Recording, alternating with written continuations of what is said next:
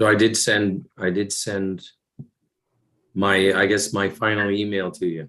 You can try that.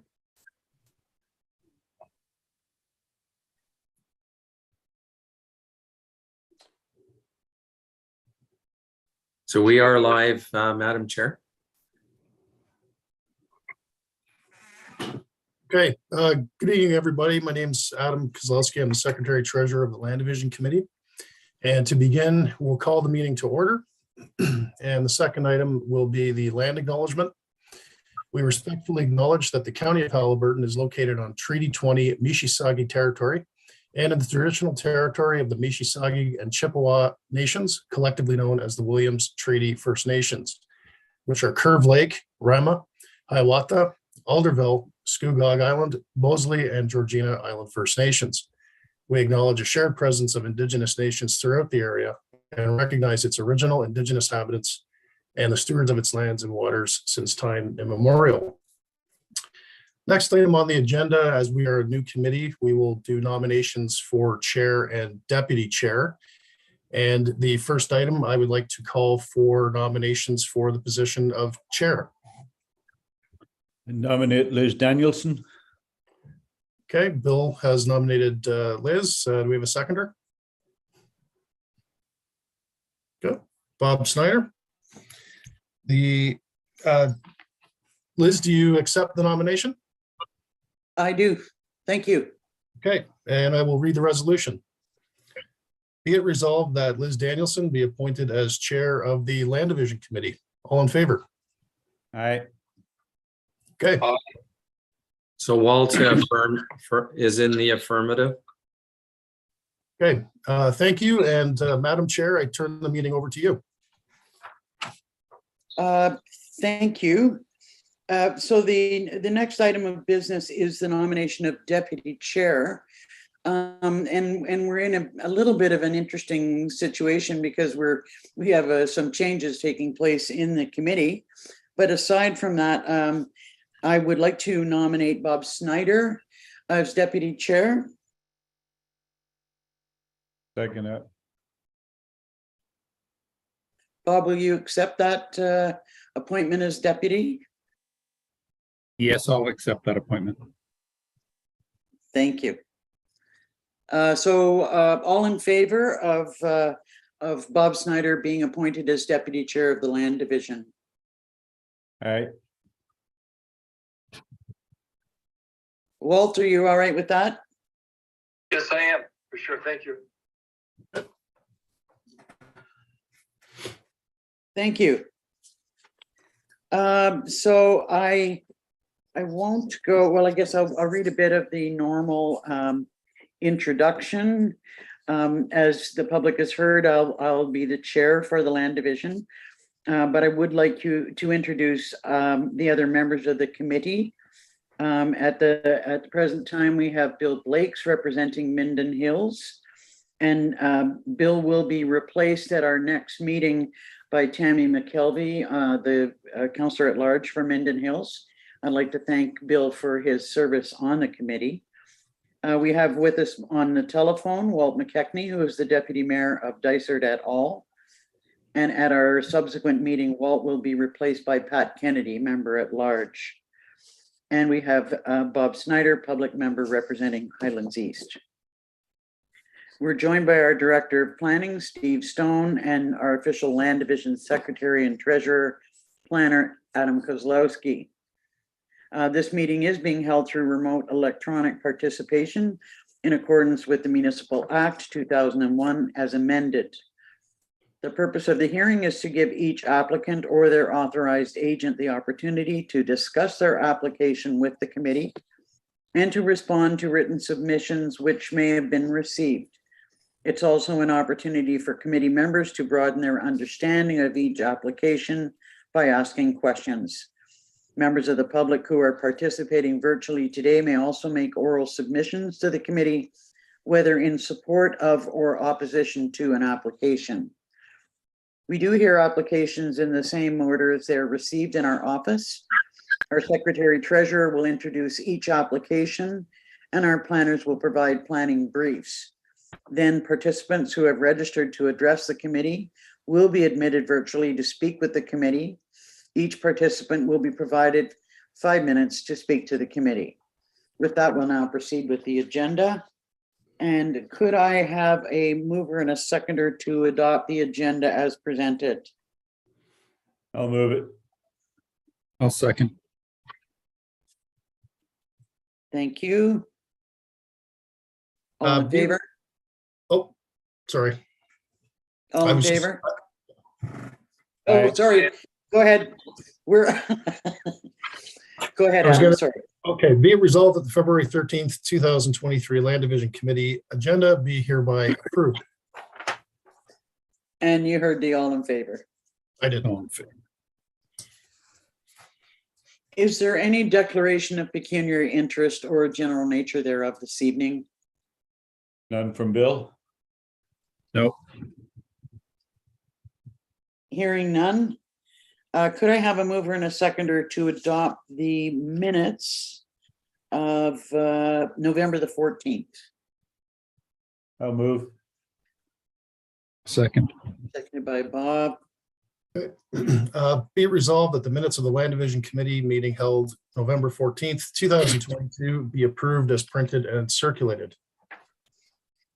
All in favor? Aye. Aye.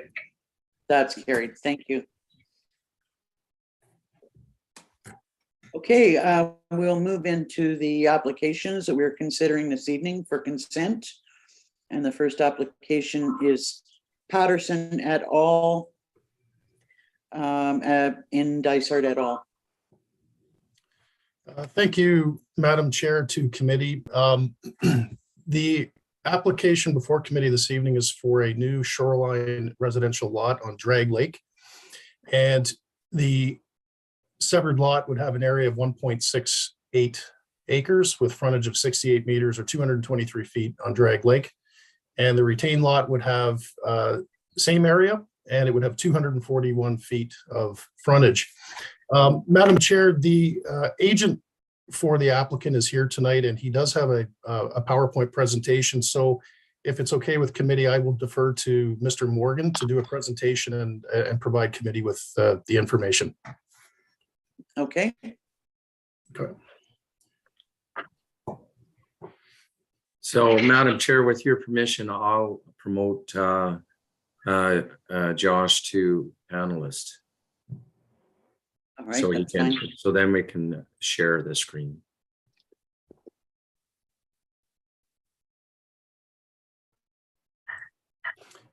Sorry, and through you, Madam Chair, just while the committee is waiting for that to come up, I should note just for the record that correspondence relating to this application was received from Judith and Robert Kingstone, Melissa Hegney and Paul Suave, and the Lazy Bay Drag River Road Association. All that correspondence was forwarded to committee under separate cover.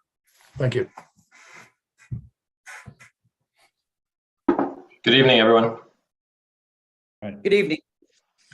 So you can hear me okay? Thank you. My name is Josh Morgan. I'm a registered professional planner based in Aurelia. I've been plugging away on this file for more than a year now. So with your blessing, if I may share my screen, Madam Chair, and go through a PowerPoint presentation. Okay, go ahead. Thank you. Oh, I'm going to need perhaps Mr. Stone to enable me to share my screen. It says host disabled participant screen sharing. So what, that should do it. Okay, let me try again. Looks like I'm good to go. So let me just see here. How's that? Can everybody see my screen? Yep. All right, we're ready to roll. Thanks, and also congratulations on your appointments to the committee. I don't know that I've ever actually appeared before this committee before, so again, thank you for having me. So I'm here this evening to speak about a consent application. As members of this committee are, I'm sure, aware, this is kind of the second step in the process of a consent application in the municipality of Dysart et al. The first step, I guess, formal step after we made the submission last spring was a public meeting in front of planning committee at Dysart. and that occurred in mid-June of 2022. Following that public meeting in mid-June, our package that we had submitted to Dysart was then forwarded on to the planning department at the County of Haliburton, and then the County of Haliburton sent our submission materials, which I'll go over, to peer review. And the peer reviewer for the County of Haliburton in this particular case was Greer Galloway. And so after receiving comments from Greer Galloway and responding to those comments, we received a letter of support from Greer Galloway confirming that they were satisfied that all of their comments had been addressed. And that occurred sometime, I believe, in November of 2022. So here we are just a couple months later. So if we could flip to the next screen, please. Oh, actually, I'm sharing my screen. Never mind, let me get that. Okay, so the location of the subject property. The property, it's a shoreline lot. As you can see, it's on the west shore of Drag Lake, east of Spruce Lake. Access to the parcel is provided via Chandler Drive and further Pelican Lane. And so if I could describe the lands are known municipally as 1767 Chandler Drive. The property has approximately 140 meters of frontage on the west shore of Drag Lake and a total lot area of about 1.35 hectares or 3.35 acres. The northeast corner of the property, as you'll see in a future picture that I'll show you, is currently developed with a single residential dwelling, driveway, parking area, and a septic system. The remainder of the property remains undeveloped. Pelican Lane and Chandler Drive, as you can see on this picture, both bisect the property, and there's also a hydro easement which bisects the property. Upon approval of a consent, if that is received, it's understood that a condition will be imposed requiring that the shore road allowance, there's a shore road allowance, which I'm sure, well, actually you can see it here on the picture, that the shore road allowance lying in front of the subject property be purchased from the municipality. And that's a fairly standard action. Okay, so just a couple of pictures. The picture on the left is a view of the existing residence, which is at the north end of the property. So this is the residence which I'll be referring to as being on the retained lands. And then the picture on the right-hand side is a view of the proposed severed lot with Pelican Lane on the right-hand side. So the purpose of the application is to sever a lot with an area of 0.67 hectares or 1.68 acres with approximately 68 meters of frontage onto Drag Lake. The severance would result in a retained parcel with an equivalent area of 0.67 hectares or 1.7 acres with approximately 73 meters of frontage onto Drag Lake. The consent application, as I mentioned, was presented to the municipality of Dysart et al. Council on June the 28th of 2022, and a resolution was passed by Dysart's council expressing its support for the application, subject, of course, to conditions. Let me just take a sip here. This is an image of this, I refer to this as a severance sketch. This is an image of the severance sketch that our office prepared in collaboration with the other professionals on this file. A severance sketch illustrating the proposed retained parcel to the north. If you can see my cursor here, the proposed retained parcel in the lighter yellowy beige color with the dwelling on it. And then the proposed severed parcel to the south. And of course, you can see Chandler Drive extending through the property and Pelican Lane as well. And then I did mention in my earlier remarks just about a hydro easement. So the hydro easement extends across kind of the shoreline area of the property. Just to explain a little bit more about what you're seeing here on this drawing, this red line represents the 45-meter setback from the water's edge. That line is significant because there are policies within Dysart's official plan which restrict, not completely, but provide some more restrictive policies for development within the 45 meters. So we wanted to illustrate where that 45 meters lies on this property and illustrate that there is quite a bit of area on the west side of that 45 meters, and certainly enough room to build a dwelling, a septic bed, and a well. And that statement that I just made is supported by the professionals that we've hired on the file, being Mikulski Nielsen, who's prepared a site evaluation report to look at natural heritage. We also retained a hydrogeologist, being Mr. Jeff Rether, to assess the ability or lack thereof, I suppose, but in this case, the ability for both the severed and retained parcels to provide a septic system. And there was also feedback provided by Soil Engineers Limited, who looked at the soils conditions on the property from a slopes perspective. And finally, there was some feedback provided by Haliburton Landscaping and Septics, which are a very experienced septic installing company in this area. And I guess the input of all of those folks, together with my expertise, we landed on this severance sketch, and we're all comfortable that this lot is appropriate. So moving on, I'll move on beyond that one. So the municipality of Dysart zoning bylaw zones the subject property as a waterfront residential type 4L zone. And you can see the property I've highlighted with the circle here, and the properties to the north and the south but have the exact same zoning.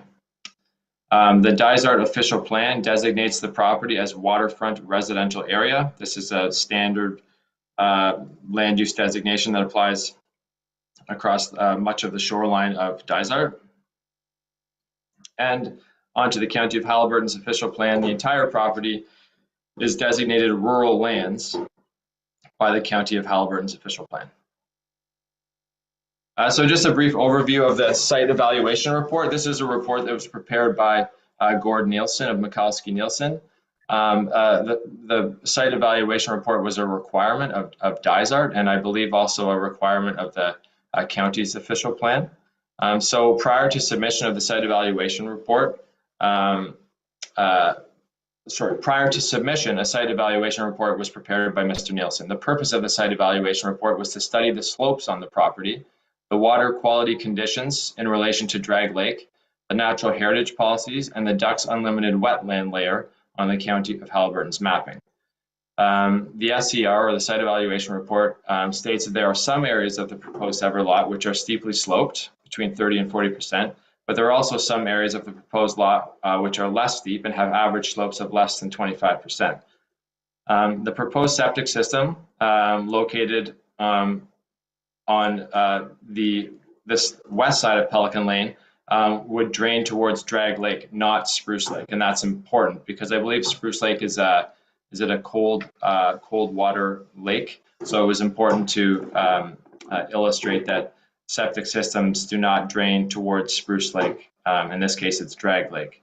The SER states that there are no wetland constraints on the severed parcel, and as noted, the SER was peer reviewed by Greer Galloway as required by a condition of Dysart. And Greer Galloway was satisfied with the responses provided by Mr. Nielsen with regard to their peer review comments and had no further comment on the site evaluation report.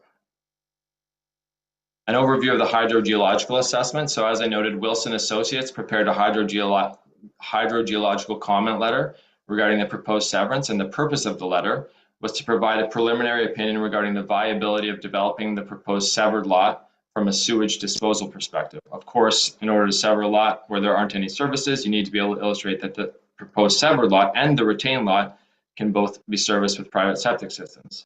The letter concluded that based on the information available, 2.75 hectare lots, meaning the severed and the retained lot, would be viable from a sewage disposal perspective. Greer Galloway performed a peer review of the Wilson Associates letter and provided comments. In response to the comments provided by Greer Galloway, Haliburton Landscaping and Septics provided a letter stating that a tertiary treatment system could be installed within the building envelope indicated on the severance sketch, and that there is adequate space to accommodate a septic system beyond that 45-meter line that I showed you on the severance sketch. And to conclude, Greer Galloway was satisfied with the responses provided to their initial comments, and it had no further comments regarding the hydrogeological letter. So onto the policy now. So the provincial policy statement, as members of the committee I'm sure are aware, is the most sort of overarching provincial policy document that we must have regard for in every planning application in Ontario. It is a bit interesting to be speaking to the provincial policy statement because we're aware that Bill 23, which was passed in late November, I believe, directed the Ministry of Municipal Affairs to basically rewrite provincial policy, and we understand that that's underway. So the provincial policy statement likely won't exist at some point in the relatively near future. And the planning community, at least those that I communicate with, we're a bit wondering almost what this new provincial policy document will look like. But until such time, we have to have regard for the PPS, or the provincial policy statement. So related to this application, there are two sections of the PPS that are required attention. Section 1.1.5 states that resource-based recreational uses, and this includes recreational dwellings, are permitted use on rural lands within municipalities. So the use that's being proposed on the severed parcel, being a dwelling, is permitted by the PPS. The PPS also states that individual on-site sewage services and individual on-site water services may be used, provided that site conditions are suitable for the long-term provision of those services. And that's why we retained Wilson Associates, and that's why we retained Soil Eng, and of course Haliburton Landscaping and Septic. So based on the information provided to me, and as outlined in my planning justification report, it's my opinion that the consent application is consistent with the provincial policy statement. In terms of the Dysart official plan, as I noted, the subject property is designated waterfront residential area, and the most directly applicable policies of Dysart's official plan are section 5.2.4, which refers to shoreline development capability, and notes that council will consider an application for development of shorelands that involves the creation of a new lot only if the applicants submit a site evaluation report. That's the report that I mentioned from Mikowski-Nielsen, which Mr. Gordon-Nielsen had prepared. Section 9.1.2 refers to area of use limitations, and this is comes back to that 45-meter line that I mentioned on our severance sketch. And so basically, it's our obligation as applicants to illustrate that the site, the severed parcel in this case, can be developed beyond the 45 meters. And we have, in my opinion, achieved that. So based on the site evaluation report, the hydrogeologic opinion, it's my opinion that the application, the consent application, conforms with the municipality of Dysart's official plan. I'm almost done. So finally, the County of Haliburton's official plan.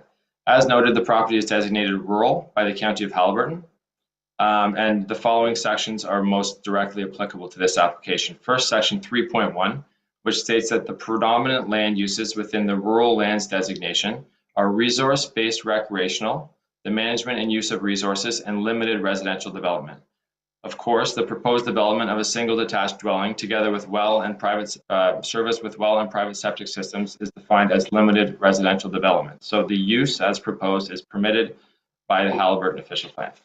The second section here is section 5.3.4, which states, which requires site evaluation reports.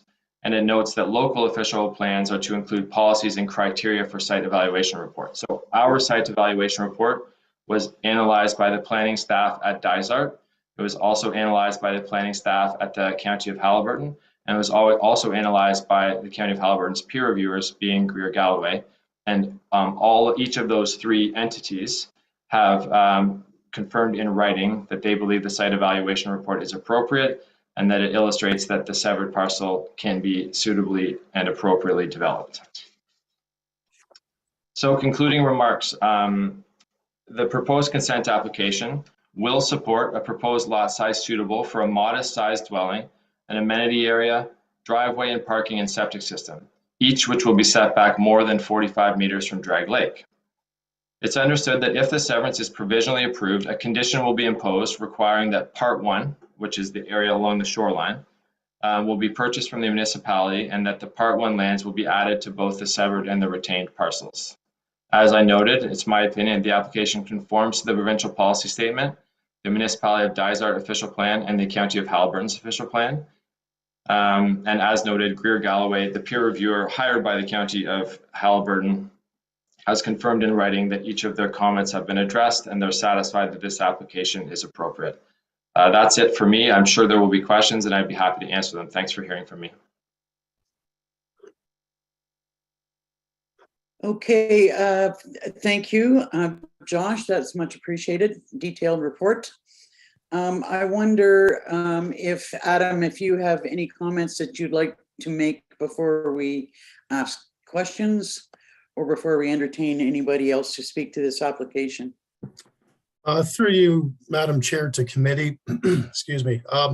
No, I think Josh has pretty much summed up everything that the county has provided in its analysis report. So we've also reviewed all the technical studies submitted. The building envelope on the severed lot, I mean, it's not the biggest envelope that we've seen on shoreline lots, but there is an envelope there, and it would allow for a modest sized cottage. And on that basis, staff recommend approval subject to the conditions in the report. And as stated, the received correspondence was received or forwarded to committee, as well as Mr. Morgan for his review. Nothing further to add, and back to you, Madam Chair. Do members of the committee have any questions? I understand we have others who wish to present with respect to this file. Just one question. I went through the correspondence that was received, and there's a claim that there wasn't proper notification given to the neighbours. I know at this time of year, a lot of cottagers aren't at their cottage and they miss it being posted or in the local newspapers. Can we confirm that there was proper notice given to this meeting? Through you, Madam Chair. So yeah, I did have a conversation with the president of the Lake Association, and we did do our usual 200-foot notice, which is required under the Planning Act. I do know that some of the members, one neighbor lives in Europe, so they didn't, they got the letter pretty late. The one thing in particular that was mentioned is the property posting was not within the boundaries of the subject land. So when I went out to the property to do my site visit, when you go up Chandler Drive, Chandler kind of does a hard right and it's uphill, and then it does another left-hand turn before it flattens out. When I walked up the road, the ditch on the south side was fairly deep, the snow was deep, and the trees were far back. So I basically kept going up the hill, and when I found a flat area where I could find a tree closest to the road, that's where I posted. And the gentleman I spoke to said that I was just west of where the property boundaries are. It was very hard to tell given the snow cover. So I might have been maybe 25 yards past the edge of the lot line. But in my opinion, the posting was put close to the road in a reasonable area where somebody could read it and not have to trudge through a ditch. I understand that, and yeah, I know that sometimes people will post it at the end of a right of way, even if it isn't their property, but it gives notification because the address is on the posting, right? Yeah, and in this case, the posting that was the area that I deemed be best accessible, it was a little bit west of the property boundary, but it was in a reasonable location. It wasn't like it was a kilometer down the road and I totally missed the mark. But it's up to committee if you determine that was appropriate, so be it. It was very close. You answered my question. Thank you. Okay, thank you. Adam, I wonder if you could explain to me the definition of limited residential development. Exactly what does that mean? I know, I'm on. Hey, Ozzy. Thank you.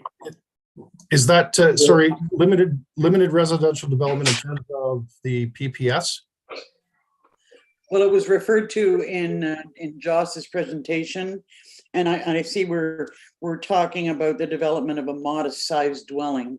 I'm not sure how applicable this is, but I would like to know the use of the retained parcel. Is that a family residence or is it a short-term rental? Through you, Madam Chair, I would defer that to Mr. Morgan.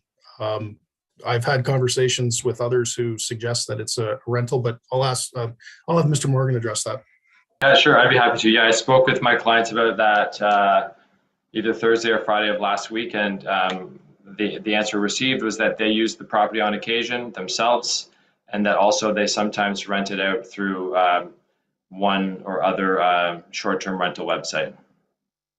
So they use it for And- personal use on occasion and as a short-term rental on occasion. And the property that is to be developed, the severed lot, is that going to be a single-family residence or a short-term rental? That's a great question, and I definitely can't answer that, and that's simply because my understanding is that my clients don't intend to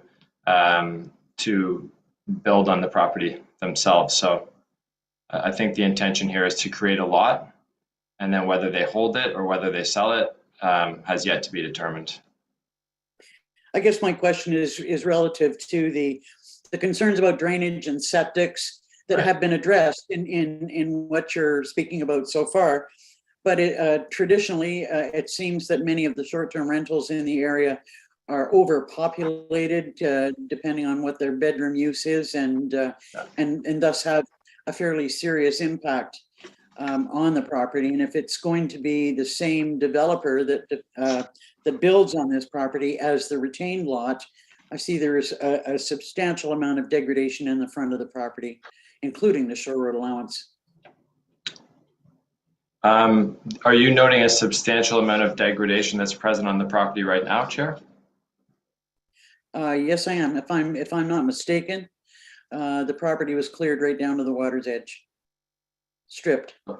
It has been replanted, but that is an area of concern that we have with respect to development. Right, understood. And this, well, I mean, I think what I can say is only in terms of the proposed severed parcel and how sort of what control mechanisms will be put in place through this process, right? And one of those being, sorry, I'm just looking at the staff report to find the conditions, but one of Dysart's conditions, which is carried forward, I believe, in the county's conditions, is that the owner must submit a site development plan. So essentially, and they've already done this, they have to retain an Ontario land surveyor to go out to the property and take the severance sketch that we prepared, which is really just like a depiction of what could go there. It's not a depiction of what will go there. And that area that we've shown as potential developed area, it could grow. Of course, it can't go beyond 45 meters. And the site development plan, which will have to be signed by an Ontario land surveyor, will have to illustrate where the house is, where the septic bed will be, where the parking area will be, and where the driveway will be. And this development plan will need to satisfy Dysart and will have to be ensure that there are no offsite impacts resulting from, you know, some massive parking lot or parking area, for instance, or some huge septic bed. It's just not going to fit there. We know that, right? So this site development plan will be registered on title through the through the consent agreement, right? So we have the site development plan, which will be an iterative process between the municipality and the applicant. And then that will be appended to the consent agreement, which will be registered on title. And that will be the letter of the law for this property. Thank you. And I realize that my question may be slightly outside of the bounds of you know what we're allowed to do here. I see Member Snyder has a question.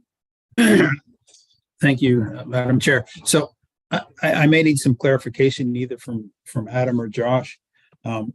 So site plan control no longer applies to this lot. And there's been reference to a development plan. Does any of what's been proposed or shown today, does that apply or restrict the development that may go there on the lot? Do you want to go ahead, Josh, or I have a, I'll let you go first. I'm not sure I understand the question. I might need to ask for some clarity, but you go first, Adam, and then I'll jump in. okay, through you, Madam Chair. So there is a condition that they enter into a development agreement, and in this case, it is very similar to site plan approval, but it's a different part of the Planning Act that allows the municipality to do this. So under section, I got the number right in the top of my head, but a consent agreement will be registered on title, and as Josh says, a development plan will be prepared, and it'll be appended to that agreement, and it'll be on title. So it functions very similar to a site plan, but it is still applicable in this case, whereas, like you said, site plan approval is no longer applicable. The other component to this, and I did talk to the Dysart planning staff late last week, is that through the site-specific zoning that would go on this property, should it be approved, they're going to lock down that development area using setbacks, which would be part of the special zone, if that answers your question. So Sorry.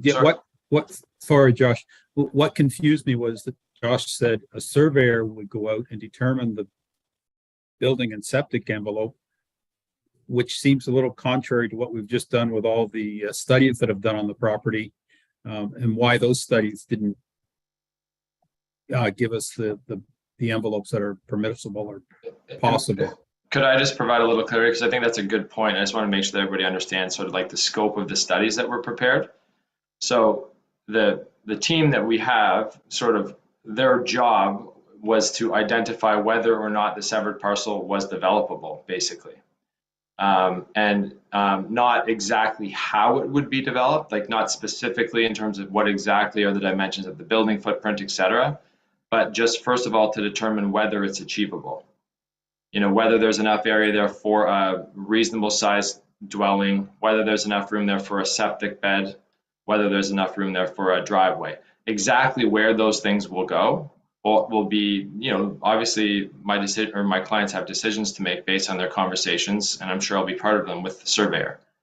So, and just to Adam's point, yeah, Bill 23, the More Homes Built Faster Act, it did strip municipalities of the authority to implement site plan control, I think for 10-unit residential buildings and less.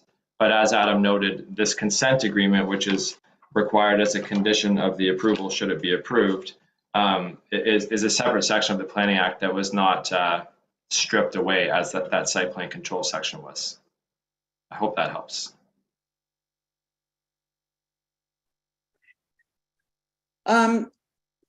If we have no further questions at this point in time, I think Councillor McKechnie, or Member McKechnie, sorry. Thank you. I would like at this time to move that we defer this file so it could go back to our new Dysart Council so they can reassess the conditions that are already in place. Go ahead, Adam. Sorry, Madam Chair. Just on a matter of procedure there, before we perhaps can consider a deferral, I know that there are others that may want to speak to this application waiting in the wings. And it's probably appropriate. Yeah, we let them speak and then we'll have a discussion. No problem. Well, Thank you. okay. Thank you. Thank you, Walt. We'll hear what the what those in waiting want to say, and then we'll have a discussion amongst ourselves about the best path forward. So you have a Gunnar Vestfalls. Madam Chair, if I may, Yes. there looks like I have 3 at least who have registered who can speak. There is somebody who's listening on the phone who I just don't know by the phone number, but I will click on them now and allow them to talk if they're interested in this application. It could be the chap that you were referring to. So I'll let the phone number speak now just to identify which file they're interested in. So I will let them talk now. Can you unmute yourself?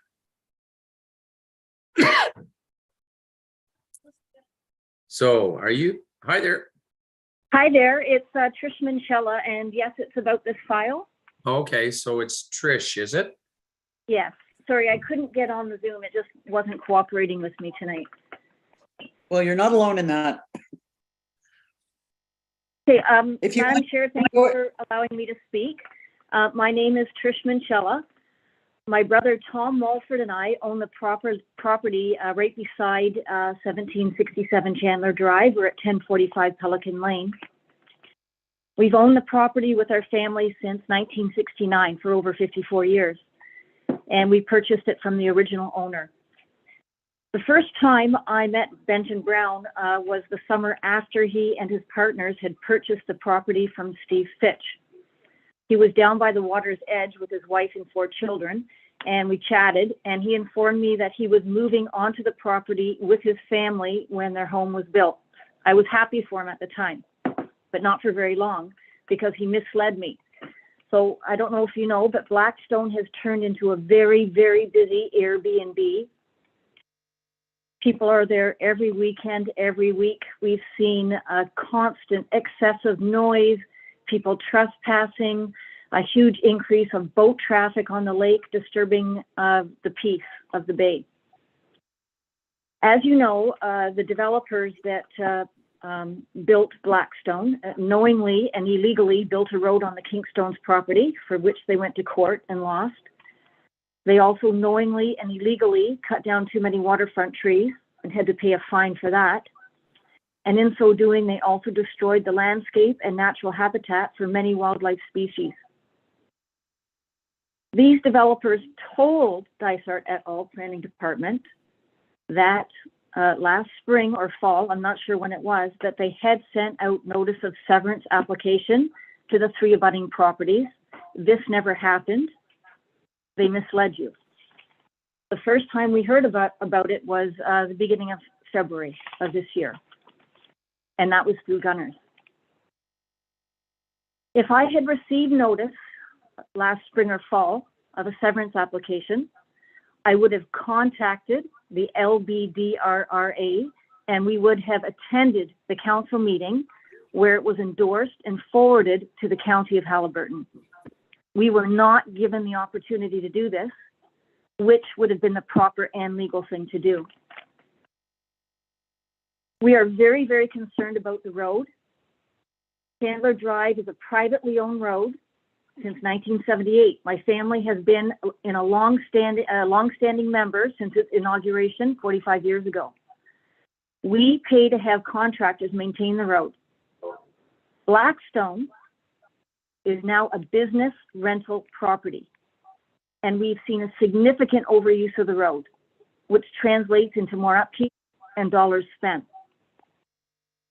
By building another property off of Cardiac Hill, which is the part of Chandler Drive that you're proposing on creating a driveway, it will be creating a nightmare for this section of Chandler Drive, but also an even bigger nightmare for Pelican Lane, our lane off of it, and our driveway. So as you know, the proposed driveway to their proposed building site is on a steep, awkward, upward slope of the road.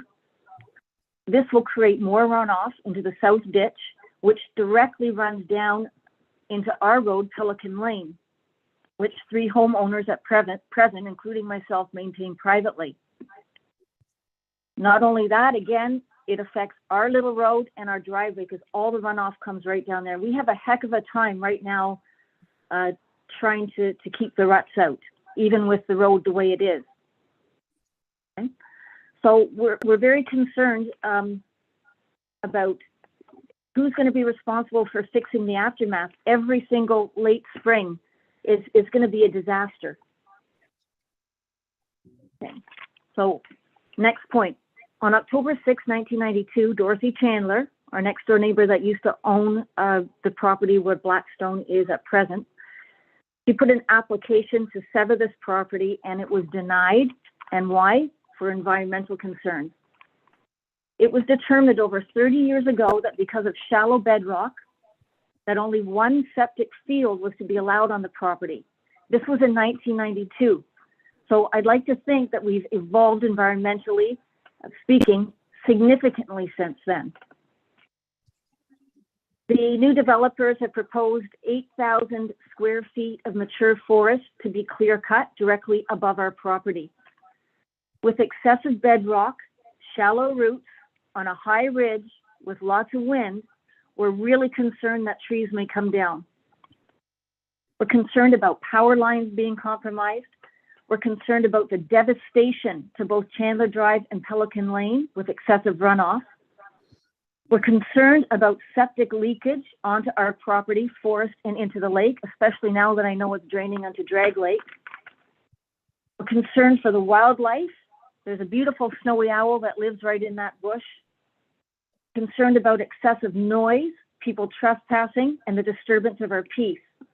It's tough enough to have one property rental, busy Airbnb to the left of us, but to have another one looking directly right down on us on the top ridge, and hearing the noise and being disturbed is just horrible for us. So we would like to see this application deferred and return to Dysart et al. And have the planning department examine the records from 30 years ago and hopefully reverse their decision. And we'd also like to see developer have the property surveyed properly in the spring, staking out all the survey monuments. So just to sum it up, we are very concerned and apprehensive, and we think that you should be too, as a planning department. We are apprehensive of property owners who have, one, purposely misled both you and I, two, have demonstrated that they believe they are above the law, and three, who have shown a lack of concern for environment and their neighbors. And more importantly, they love the money that they're going to be getting from this new rental property. And that's about it. Thank you very much for allowing me to speak. Thank you, Trish. Will I have an opportunity? Will I have an opportunity to speak to those Hold on. comments, or If you would hold on just a moment, please. I would ask if any members of the committee have questions for Trish.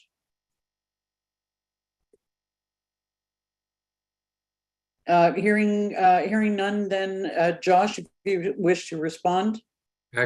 Actually, Madam Chair, could I suggest just waiting till the end? We can bring, Okay. there's two other, at least two others who are interested in speaking. All right, if you want to bring them in one at a time.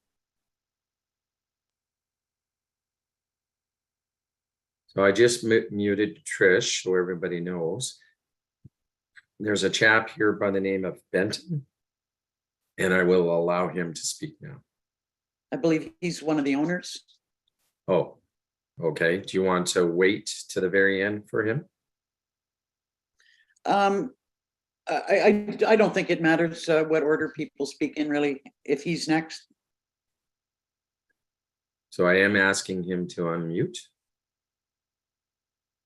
Steve, I actually was not asking to speak at all. Okay, fair enough. I will mute you again. Thanks. There is a Mark who I will now ask to unmute. I believe that might be Mark Patterson, who's one of the applicants. Oh, okay. My apologies. So, and then the other person who was identified as through the Zoom link was actually Trish. So she's already spoken, and that would appear to be all those folks who are registered to talk tonight. Okay, Mark, did you wish to speak to the application?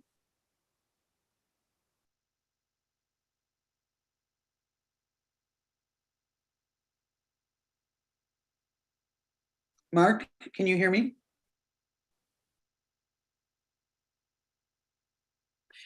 Josh, if you would like to go ahead and respond. Sure. Yeah, sorry, I didn't mean to cut you off there. I think that I'm fairly sure that the Mark is Mark Patterson, the one of the applicants, and my understanding from speaking with Mark late last week was that he didn't intend to speak tonight. So if I'm wrong, Mark, then put your hand up. But I'll do my best to answer Trish's comments. And keep in mind, please, that I have no knowledge of any 1992 consent application. I fully believe that occurred, but we can't evaluate a 2022 and now 2023 application based on what was submitted in 1992, right? We have to evaluate a 2022 and a 2023 application based on the policies that are in place today, and that's exactly what we've done. I also don't know what was submitted in 1992 in support of a severance application. I don't know what the severed lot was proposed to look like. I don't know if they hired a professional hydrogeologist or professional ecologist or professional geotechnical engineer. And we have hired all three of those folks. So I know that we have done the best that we can do and hired all of the professionals to prove, I believe, that the concerns expressed, the physical concerns on the property related to the severed site have been addressed.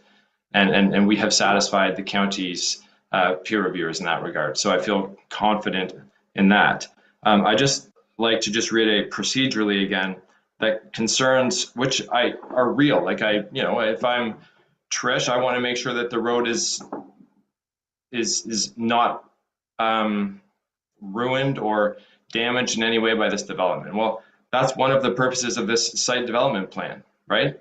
It is the requirement of a future builder on this property to illustrate through a Ontario land surveyor and a professional engineer if required that this site can be developed on appropriately without having any offsite impact. That's the obligation of this applicant, and that's the obligation that will be enshrined in the conditions. And from an environmental perspective, I just talked about offsite impacts, which will be addressed through the site development plan and the consent agreement. In terms of environmental impacts, we followed all of the rules. We prepared the report that is required of us through policy that was asked of us through the pre-consultation process, being a site evaluation report, which was prepared by Mr. Gord Nielsen from McKelskey Nielsen. All of the findings and conclusions of Mr. Nielsen's report were agreed upon by Greer Galloway, and no concerns were expressed by members of the planning department at Dysart or at the County of Haliburton. In terms of the survey that Trish has asked for, of course, if this application is approved, one of the conditions will be that a reference plan will be prepared and that new bars be placed in the severed parcel, and that will confirm the boundaries of the subject property. And I think, in terms of using the term misled, I don't think that was directed at me. I certainly hope that it wasn't. I can tell you that everything that I've conveyed tonight is absolutely accurate. And I can tell you that every document that we have submitted in support of this application is accurate. So there has been no misleading done at all from the moment that this file landed on the desk at Dysart. Thank you. Thank you. Any further questions or comments? I understand that Member McKechnie would like to see this application deferred, and I can see the rationale for that. Member Snyder. Thank you, Madam Chair.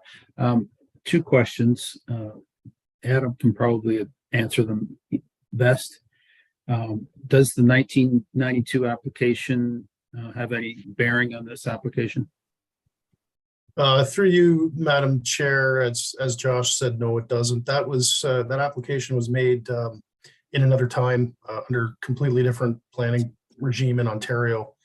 I did review some of the correspondence from back then, and I didn't see any reference to any environmental studies that were submitted back at that time. So my best guess is that that application went to committee, and there was probably very similar discussion that we're having tonight, but without the benefit of any technical studies being supported.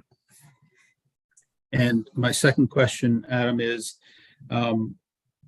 when the owner or a new owner wishes to develop the property and they come forward with a site development plan, is that a public process or not a public process? Through you, Madam Chair. So if there is a development agreement registered on the property with a development plan that's approved by the municipality, it is not a public process. It will be part of the building permit review. So the development plan, what is submitted for the building permit will have to match what's in that development plan with that agreement. And I should also add, the development will have to comply with the site-specific zoning that will be placed on this property should it be approved. Any other questions or comments? Member Blakes. I can understand why Deputy Mayor McKechnie wants to put it over. I just Googled the website, and it is saying that there's 5 bedrooms. This is the property, the existing property, parking for dozens of cars and 16 plus guests available. And I'm assuming that's one of the main concerns of what we're hearing tonight from neighbors. That's just a comment I have. May I make a comment, and if I may? Go ahead. I mean, I understand where you're coming from, but I've been consulting for 15 years, and I think, the application is to be considered on its merits, whether it conforms with planning policy, provincial policy, county policy, and municipal policy. And if there's, well, no, not if, we know that there's an Airbnb there. I stated that earlier in my presentation. If that Airbnb is acting or behaving or operating outside of the bounds of any municipal bylaws, then that Airbnb should be, punished in the way that the bylaw directs it to. So if there are rules being broken, though, that the process to deal with that is not this severance application, right? This is a completely separate matter. I say that understanding the position that you are all in, but the application before you is to be judged on its merits. And there's overwhelming support here in the staff reports and from the peer reviewers that this application meets all of the tests. And as I said, as Chair Danielson said earlier on, it being an Airbnb is not part of our decision making here, and I understand that it was a comment. Member McKechnie, do you wish still to ask for deferral? I'm sorry, I see Adam's hand. I'll go to Adam first, and then back to you. Through you, Madam Chair. My apologies, Mr. Ketch. This is twice I've kind of cut you off here. Madam Chair, there is one more speaker, I believe. We're just trying to coordinate his ability to speak here. He did register, and I just want to make sure that we're able to get Mr. Kingstone in. And I assume Steve is working on that furiously in the background. If we could maybe just pause or move on if anyone else has any comments. Okay, we've just resent the link to this member.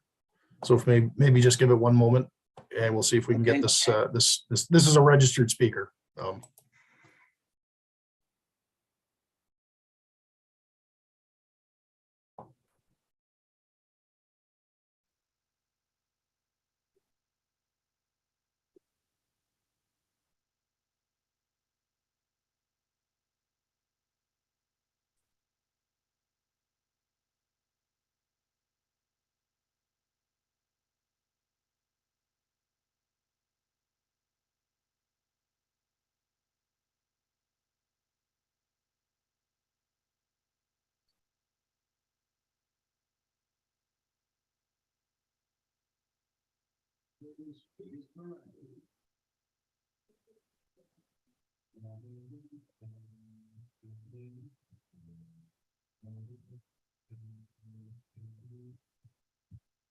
So, Madam Chair, I have sent him a copy of the invitation, so hopefully he can connect.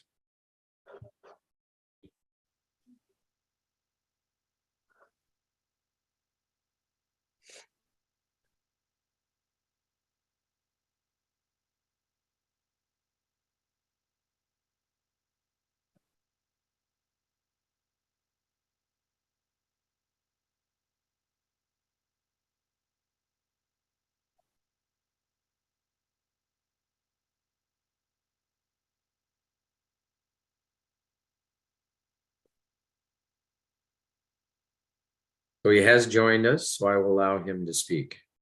Okay. Unmute. I Yes, don't hello, see. All right. am I being, Hello. hi there, yes, I'm Robert Kingstone. Can you hear me? Yes, we can. But you can't see me, huh? Not unless you put your video. There's no Option. time for video. We don't have an option, so No, Okay. Madam That's- Chair, the attendees don't have video. I see, thank you, That's fine. If you wish to go ahead and speak So I to will the allow him application. to speak. thank you. Okay. Before I start, Madam Chairman, I I sent, don't see. hello, All right. am I being, Hello. Hi there. Yes, I'm Robert Kingston. Can you hear me? Big feedback, Yes, we can. but you can't see me, huh? Not unless you put your video. Oh, dear. We don't have an option. So No, no, Okay. Madam So- Chair, the attendees don't have video. I, thank you. That's fine. If you wish to go ahead. Just speak so I to the will allow applicant. them to speak. Thank you. Okay. Before I start, Madam Chairman, I sent. Hello. All right. Am I being? Hello? Hi there. Yes, I'm Robert Kingston. Can you hear me? Big feedback. Yes, we can. Okay, No, they can't. Let me go back in. what's going I on? don't know. It's not working and I think I shut it down or something. Full- Okay, Folks- we're having trouble connecting, but Yeah. can you hear me now? Madam Chair, if I can speak to Robert, he needs to turn off his YouTube channel. Okay. Oh, Okay, I think we did. We did. Yeah, we're experiencing the 7-second delay. There is no, I'm gonna just shut this down. No. How's this? No. We can hear you loud and Okay, clear. okay, how's this? how's this? That's Perfect. good. If you want to Okay. go ahead and speak. I am so sorry, forgive me. Madam Chairman, a short, earlier this afternoon, I sent some pictures to Adam Kozlowski of the land that you described, which is the Benton Brown land that they have now. Maybe he could send the pictures to you because you mentioned something about clear cut down to the waterfront. We have seen those pictures. Thank Okay, you. I good. shall go ahead. I compliment Trish very, very much on her presentation. It is significantly accurate and valid in my opinion. So my property is adjacent to the Brown et al. Lot on the other side. And in 1992, this property was owned by Dorothy Chandler. That year, Dorothy applied for severance of the property, and we hoped to purchase half of the lot adjacent to ours. This 1992 severance proposal was rejected by the Land Division Committee due to adverse and damaging health concerns that would affect both humans and the environment. The committee decided that the entire Chandler lot was able to support only one septic. In my opinion, nothing has changed since Dorothy's application in 1992, and that the Brown et al. Application should likewise be rejected for the same reasons. As I understand the reasoning, the basic difficulty with severing the lot is that there is too much bedrock on the property, and the soil is too shallow to allow for appropriate filtering of waste and from the septic system. The unfiltered waste therefore flows out over the bedrock through crevices into groundwater, lakes, and wells, contaminating them.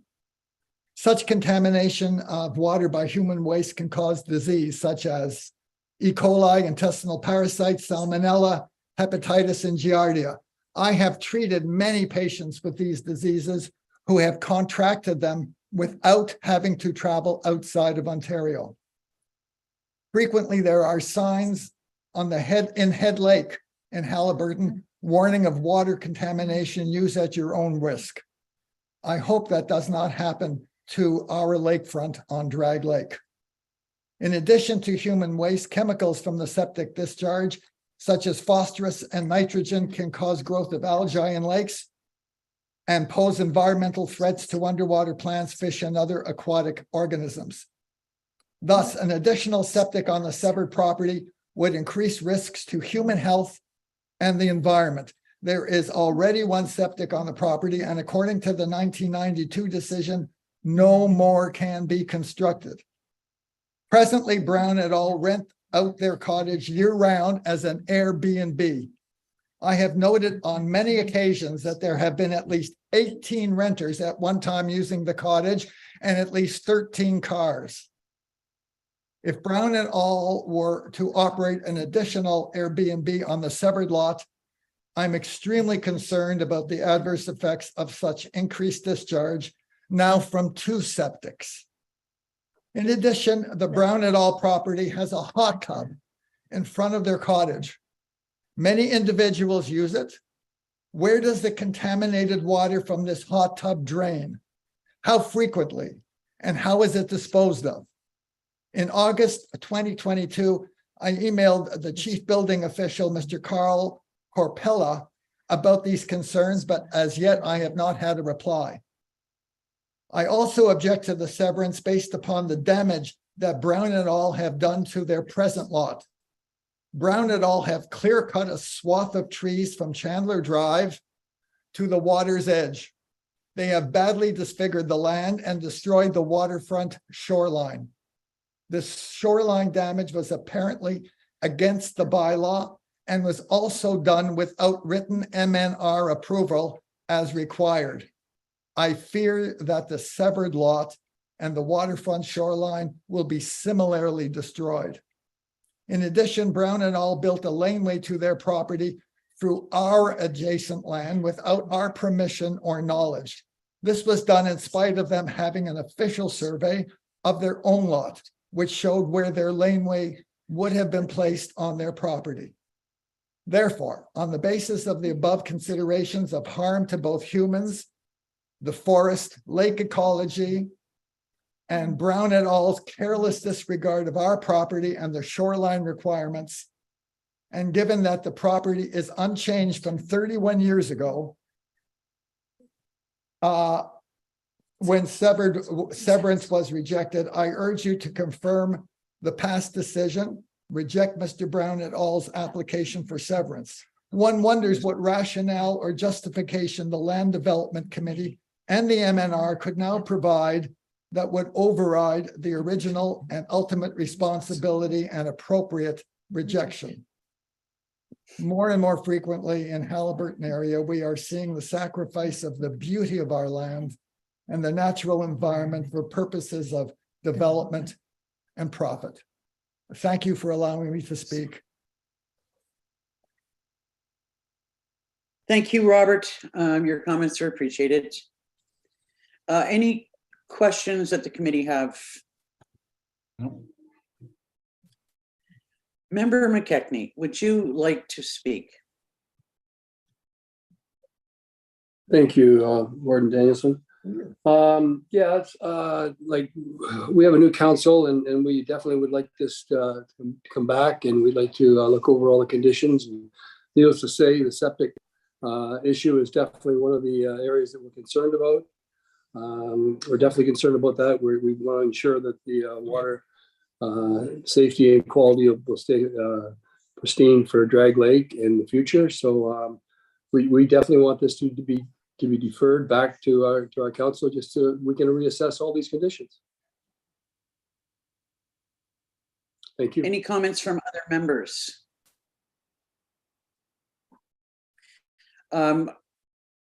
Would the deferral of the application meet your approval?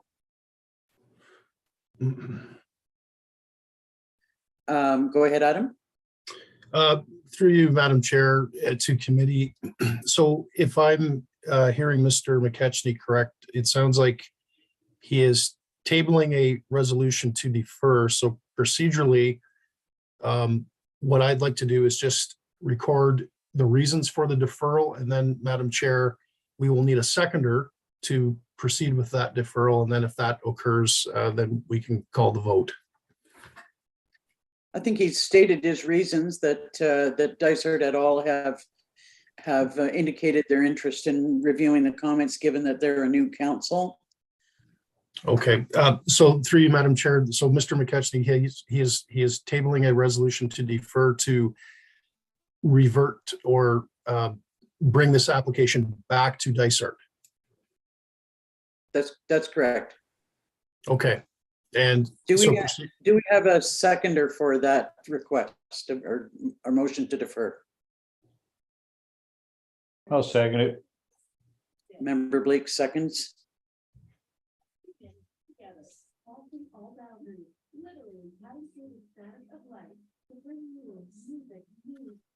If you could read that resolution then, Adam. Sure. Just I'm just going to do some word crafting here, Madam Chair. So be it resolved that the Land Division Committee of the County of Haliburton receive the report related to application for consent H-38-22 Patterson et al. And that the Land Division Committee of the County of Haliburton defer application for consent H-038-22 Patterson et al.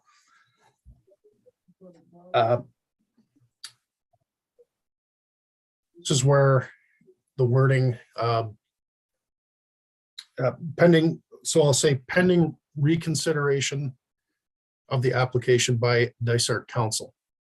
Is that satisfactory? Does that sound reasonable, Member McKechnie? Yes. Okay. Okay. So the resolution to defer is to have this application go back to Dysart Council for review and subsequent endorsement, or however the decision is going to go. All in favor of that resolution? Madam Chair, can we have a discussion, please? Absolutely. Go ahead. Adam, you can probably answer this for me. Since Dysart approved this application, has there been any new information brought forward? Through you, Madam Chair, to Member Snyder, no. The application before you tonight has all of the information that was provided to the Land Division Committee. The only new information that Dysart Council will have, should this resolution pass, is that they will have all the peer review comments, which obviously support this application to consider. There would also be an opportunity for neighbors who felt they weren't properly notified to be able to speak to the application if they wish at Dysart. Through you, Madam Chair, I don't think that the local endorsement involves a public meeting. That statutory public meeting is done at the Land Division Committee. So if we defer this tonight, it will go back to Dysart for either an endorsement or to be not endorsed, but it will come back to Land Division Committee. Or the applicant can explore other avenues under the Planning Act, such as appeal, non-decision. Go ahead, Josh. Just one question. Just so that I'm clear, the decision-making body for a consent application within the municipality of Dysart et al. Is the County of Haliburton. Is that correct? Not the municipality of Dysart et al. Through you, Madam Chair. So the process we have here is kind of it's two phases. The first phase involves consideration and endorsement by the local municipality. So it's not final approval, it's an endorsement through resolution. The final decision is made by the Land Division Committee. So a supplementary, if I may? Yes. So should Dysart, for any given consent application, not support or not endorse, I guess is the word, not endorse a consent application, the decision still rests with the County of Haliburton. Is that correct? Through you, Madam Chair, yes, that's correct. This committee has the final decision-making authority. So this motion. We also do take into consideration comments from the host municipality. Of course, yeah. And in this case, I guess that has already occurred, and we have opinions from staff and opinions from peer reviewers already. So I don't understand what benefit there would be of going back and revisiting a decision when none of the information has changed. If anything, it has gotten more supportive since the last time we were there. Member Snyder. Thank you. So Adam, if it's not endorsed by Dysart, will it still come back to the Land Division Committee for approval or not? Through you, Madam Chair, this is a little bit of an unusual situation in that Dysart has already endorsed this application, and the information that's before you tonight is, as Josh has said, you actually have more information here. Whether Dysart endorses or does not endorse this application, the planning department at the county still has to provide a recommendation report to you. So did you have a follow-up? Yes, I do. And if this application is sent back to Dysart or deferred, is that decision appealable? Through you, Madam Chair. So when a consent application is received and the application is complete, there is Josh, jump in at any time, but I believe it's a 60-day clock that starts. And if the approval authority does not make a decision within 60 days, the applicant does have the ability to appeal under the act. And further to that, this application was received by the County of Haliburton in either late June or early July. So we are 3 or 4 times now, well, at least 3 times beyond the 60-day threshold.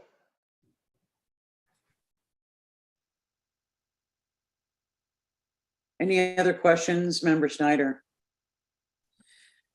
No, I don't think I would support a deferral. Okay, so we have a motion on the floor to defer. This is going to be a bit messy with a 4-member council or 4-member committee. But I would ask for a vote on the motion to defer. Those in favor of deferral.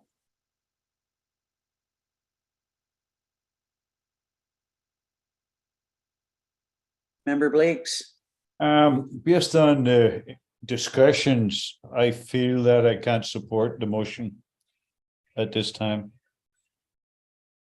New information was brought via Adam as to the process, which I didn't understand the first time around, but I understand it now.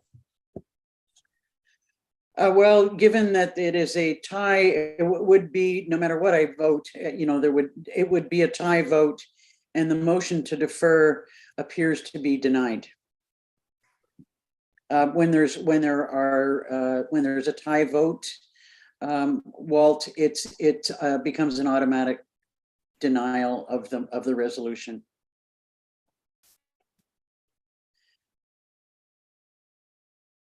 Go ahead. Yeah, like I just know that Dysart's very concerned about the report that was issued quite a few years ago in regard to a second septic system being on that property with the bedrock that's there and everything. So that's one of the main reasons that we wanted to go back and look at this. So, which I think is a very legit reason in this day and age, with the way we're worried about septic systems and polluting our lakes. So. That was one of our biggest concerns. We just, with the new council, we wanted to go back and have a hard look at this. Thank you very much. And my concerns are actually, I mean, they're not actually relevant to the process that we're following tonight. I have to say, although I'm concerned about the way that the existing on the retained parcel, on the way that development has gone forward, and that obviously. The agreements were not followed as initially laid out. I definitely have a concern about that. I have a concern about the use of the neighboring property and the overuse of the septic system, because that's obvious, but that's something that needs to be followed up by bylaw. And if it is in fact going to be the same developer on the neighboring property, which we don't know it at this point in time, I have a concern that would be the case again. So obviously the properties need to be looked at from a bylaw perspective.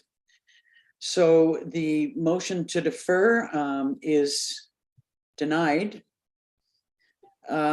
So we do have a resolution to grant provisional approval, or to receive the application and to grant provisional approval. Could I have a mover and a seconder for that resolution?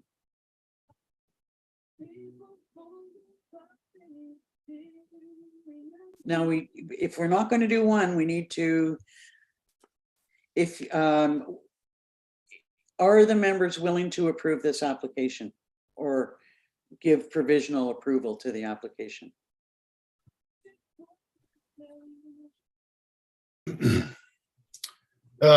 Madam Chair, just in reading the room here, the staff report and the staff recommendation is to approve. The resolution to defer has been defeated. So what I can do is read the resolution to approve, and then the committee can vote how they feel. And we'll see what happens with that resolution. Because there. I Is it- understand that, but I still need someone to move and second the resolution to put it on the floor. Right, right. So at this point, we're just moving to put the resolution on the floor. We are not voting yes or no. So This is I the would most move. complicated application. Okay, moved by Member Snyder, seconded by Member Blakes. Okay. So, Okay, so if you would read the resolution and then we'll vote.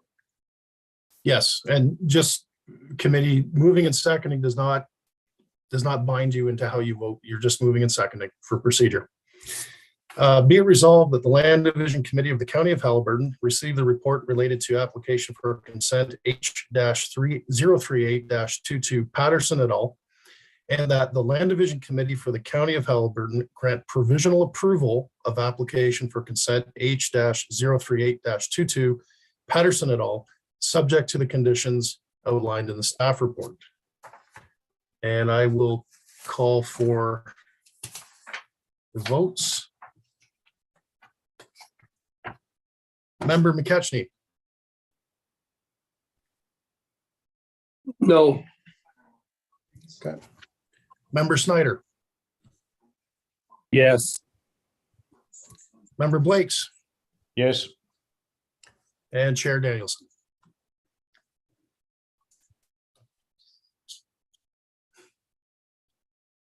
I've got to say that I do not like the sounds of this application, but based on the information and the studies that have been done, and the information that we've been provided by both our planning department and the consultants, I have to vote yes. And I must say that it is against my inner desires. So that's passed. I appreciate you hearing from me tonight. I know it was a difficult decision, and thank you for your time. Thank you, Josh. Okay, the next application is by Warrington to create a new rural lot on Kenaway Road in Dysart. Yes, through you, Madam Chair, I'm going to find the file here first and just give committee a very, very brief update.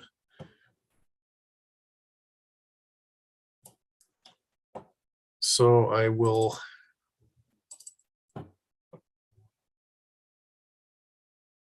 Sorry, I'm working at home and my internet is a little bit slow here. We're working on improvements in that.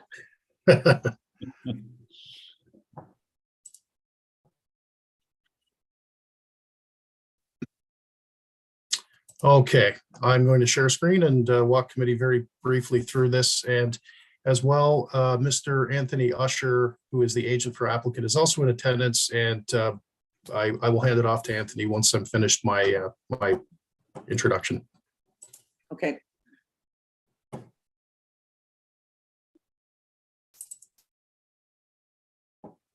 And I trust everybody can see the, oh, screen sharing is stopped.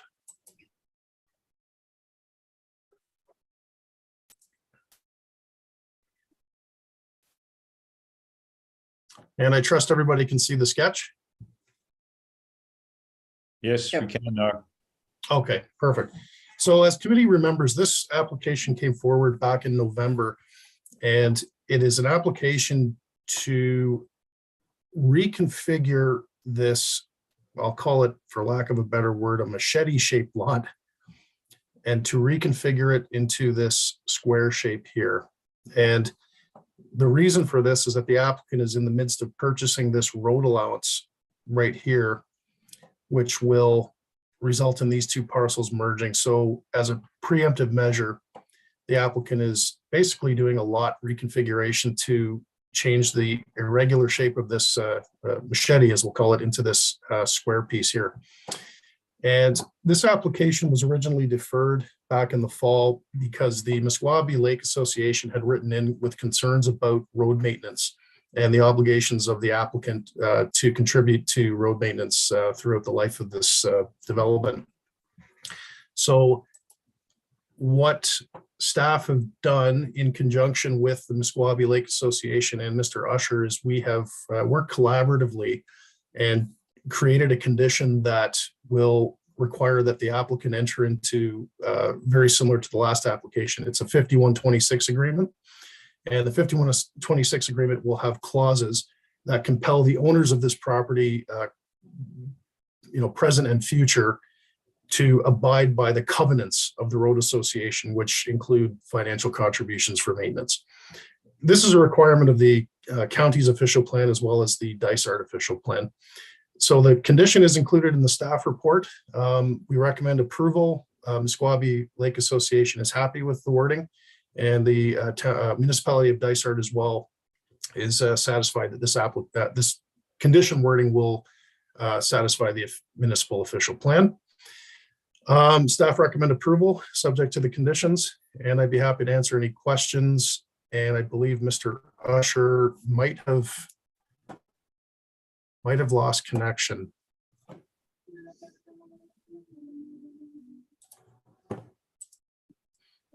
Okay, Mr. Usher's emailed me, said he had an accidental computer shutdown and he'll be back in a few minutes. If in the meantime, if committee has any questions, I'd be happy to answer. Any questions from the committee? Member Snyder. Adam, this to me looks like a backlot. So I got a couple questions. The description is that you can have a backlot, I believe, if it's seasonal residential. Yes. How do you monitor and control that? Well, through you, Madam Chair, that's an excellent question. And that, through my discussion with Dysart staff, because they are at the end of a road that is privately maintained, albeit that it's on municipal road allowance, the only permitted structure there is a cottage, so i.e. seasonal development. But as Member Snyder said, that is a good question, is how do you police that? The county, obviously, that's out of our jurisdiction for building permit, but if they apply for a building permit, the chief building official will have to ensure that that cottage is built to the cottage standard for a seasonal dwelling as opposed to a year round. If they change that at some point in the future, then that will be a task for the CBO to follow up on whether an order is required or not. Okay, I actually thought it was very difficult to build a cottage anymore. So second question is, there's interesting wording in this application, reconfigured, severance. I didn't see the use of lot line adjustment, but my question is, the machete shape, as you've described it, is it the same area as the new lot? Through you, Madam Chair, the square shape is a little bit smaller than the machete, as we'll call it. That lot difference, the reduction in the lot area, that's been reviewed by Dysart staff, and they have no objection, subject to that reconfigured square being rezoned to recognize the lot area. And do you know what the area of the machete is? I'm just bringing it up here. I couldn't see that anywhere. Yeah,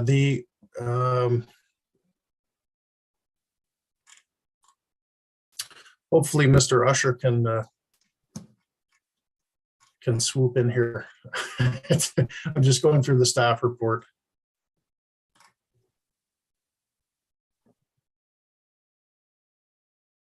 Okay, I'm just looking at Mr. Usher's his commentary letter here.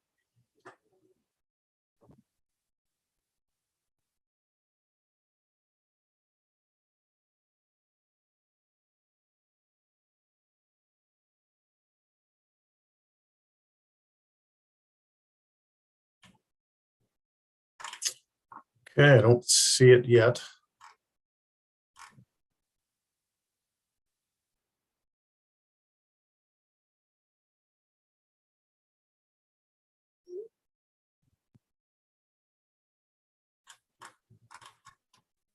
Sorry, I'm just looking through the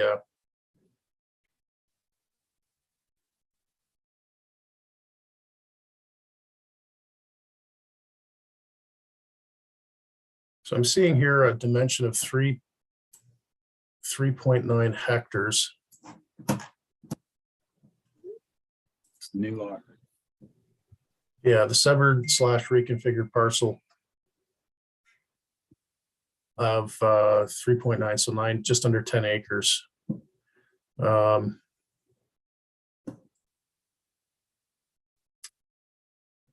Just looking at the Dysart report here.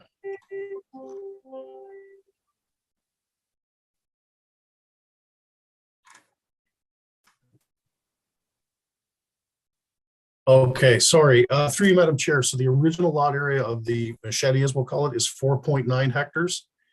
And the square shaped reconfigured part will be 3.9. So a decrease of 1 hectare, approximately 2 acres, just over 2 acres.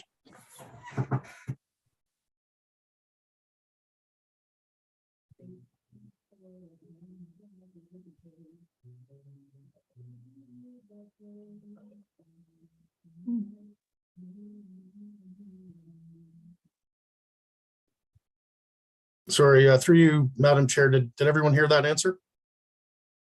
Yes, Anna. Okay, thank you. Thank you. Do we have Mr. Usher yet? Madam Chair, no, he hasn't signed back up, and I also sent him a copy of the invitation, so it might be a fatal computer error. There are no other speakers interested in this file. He was the only speaker. Are there any other questions from the members at this time on this application? No. We're definitely going to have to resolve our technical issues before our next meeting. Okay, I believe that we do have a motion to receive and grant provisional approval. Could I have a mover and a seconder to put that motion on the floor? I'll move it. Member Blake, seconded by Member Snyder. Thank you. Okay. Be it resolved that the Land Division Committee of the County of Haliburton received the report related to application for consent H-050-22 Warrington, and that the Land Division Committee for the County of Haliburton grant provisional approval of application for consent H-050-22 Warrington, subject to the conditions outlined in the staff report. Member McCatchney.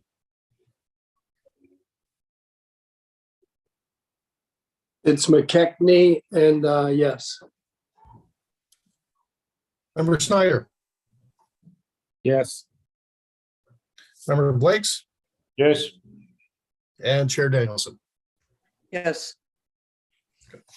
And just a side note, I think there may be some follow-up for building officials to do, as is probably the case for the first application that we heard. Okay, the next application is by Hernsey to create 2 new rural residential lots on Highway 118 in Highlands East. Okay.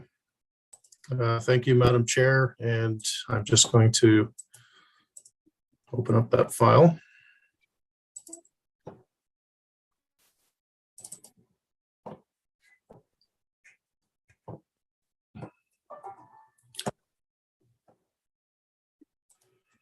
And I will share screen again with the committee and do a quick walkthrough. And I believe the applicant is online, as well as the applicant's planning consultant. So I'll just keep my presentation very brief. Okay.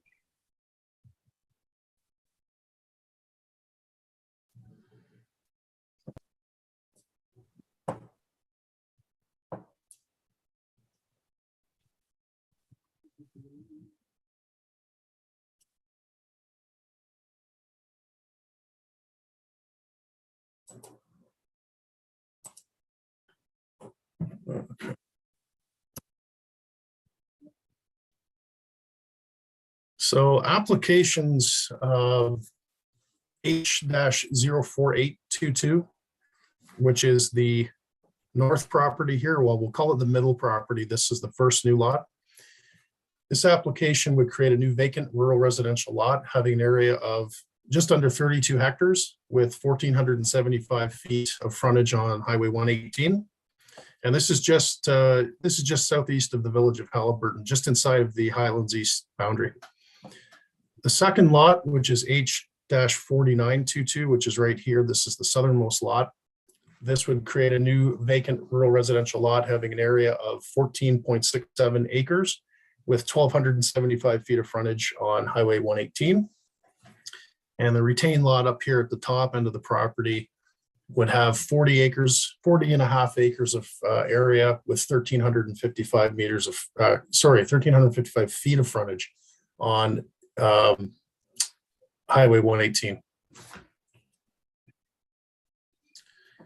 And I should also note, just to clarify, there's also frontage on, I believe it's Trapper's Trail right here, just at the north part of the property. So this application has had a scoped environmental study also supported, submitted in support of the application. They've identified suitable building envelopes on both the severed parcels and the retained parcel. The MTO has commented they have no objection, subject to getting the required entrance permits, and no correspondence was received from the public. Staff have reviewed the application and recommend approval. It's been endorsed by Highlands East Planning Department and Council as well. And I'd be happy to answer any questions committee may have. Thank you. Any questions for Adam? Nope. Mr. Randall is present and wishes to speak to the application. Oh, Yes. Thank you, Madam Chair. It's Kent Randall. I'm the principal of EcoView Consulting. We're the agent for the applicant, Ms. Hernsey. As Adam pointed out, the applications are to create 2 new rural residential lots on Highway 118. And as you can see in that consent sketch, they're fairly large with fairly significant building envelopes. The 2 primary concerns, and we were going to, just to give a bit of a background, the 2 primary concerns when we were going forward with this were primarily related to MTO, of course, it being on Highway 118, which is the provincial highway. And the other concern was national heritage. So and primarily wetlands and water courses that are kind of across a lot of the property, are located on quite a bit of the property. So we did consult with MTO prior to submitting any applications, and we did receive their sort of approval in principle. There's some existing entrances off 118 that we'll be utilizing and upgrading, of course, in line with their requirements for entrances. And of course, as Adam pointed out, we undertook an environmental impact study to look at the constraints on the site. They were ground truth and provided to us through the study. We've shown those constraints on the consent sketch, showing a required 30-meter setback from the wetlands. And what you've seen, or what you just saw, was the result of that. So fairly significant building envelopes. So we have plenty of room to place dwellings and with septic systems as well. And similar to that, for the first application that you were reviewing, there is a condition for a development agreement that would be registered on title, that would ensure that those envelopes are adhered to, and that the buildings are placed within those areas. So I'm happy to answer any questions that the committee may have. Thank you. Any questions from the committee members?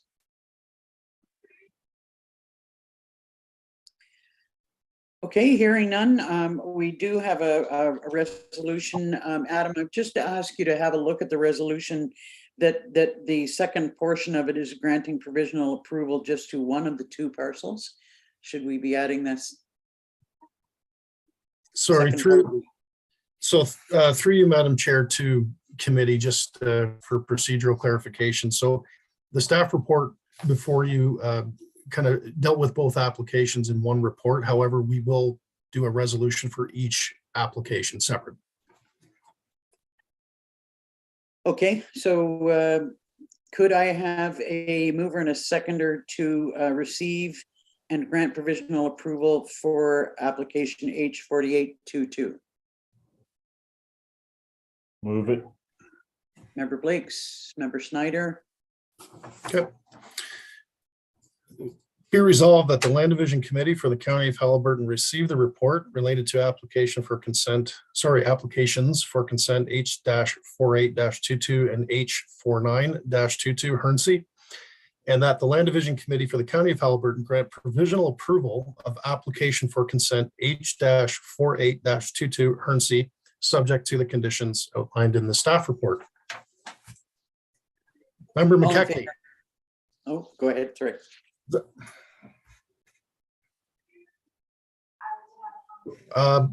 Through you, Madam Chair, was that a yay? Yeah. Yes. Member Snyder, Yes. Member Blakes, Yes. and Chair Danielson. Yes. So then we have a second resolution to grant provisional approval to application H-4922. Could I have a mover and a seconder? Member Blakes, Member Snyder, thank you. Okay, resolution is that the Land Division Committee for the County of Haliburton grant provisional approval of application for consent H-049-22 Hernsey, subject to the conditions outlined in the staff report. Member McKechnie, Yes. Member Snyder, Yes. Member Blakes, Yes. and Chair Danielson. Yes.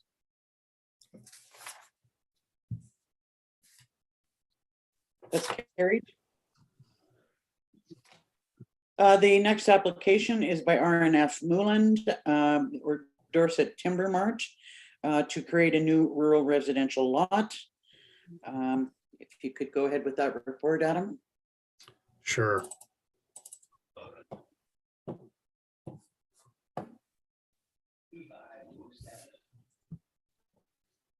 And my apologies, my internet is extremely slow opening these files.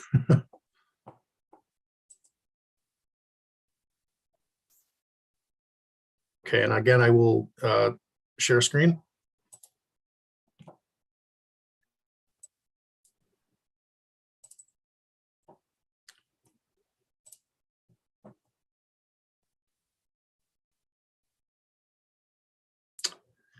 Sorry, there's a lot of lag here.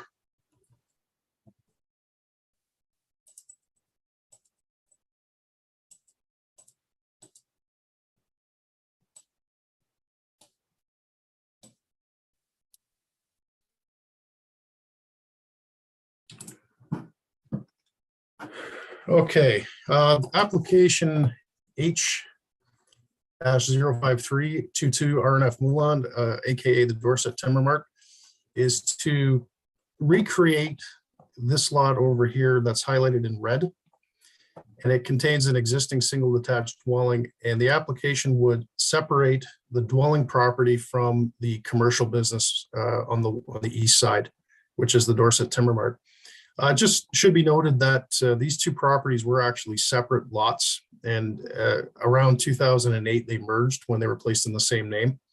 So the application today would effectively can be seen as a technical severance to recreate the property boundaries that once existed. The separate lot is just over half a hectare in size, which is 1.34 acres, with 330 feet of frontage on Trading Bay Road. The the Dorset Timber Mart property would be 1.4 acres, and it have 564 feet of frontage on Quagga Lake Road. Staff have reviewed the application, and there are some county roads department comments.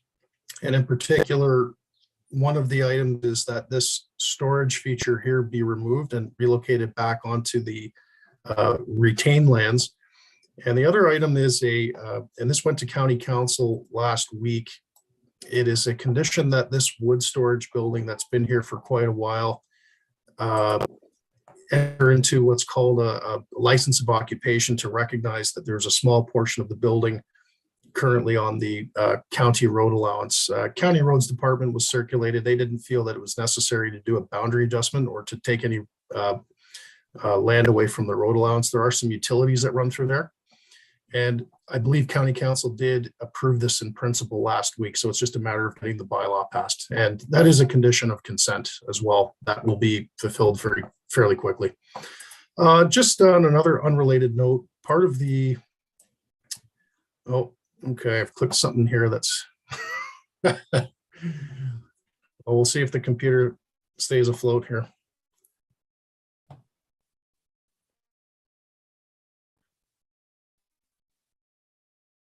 Okay, we're in business.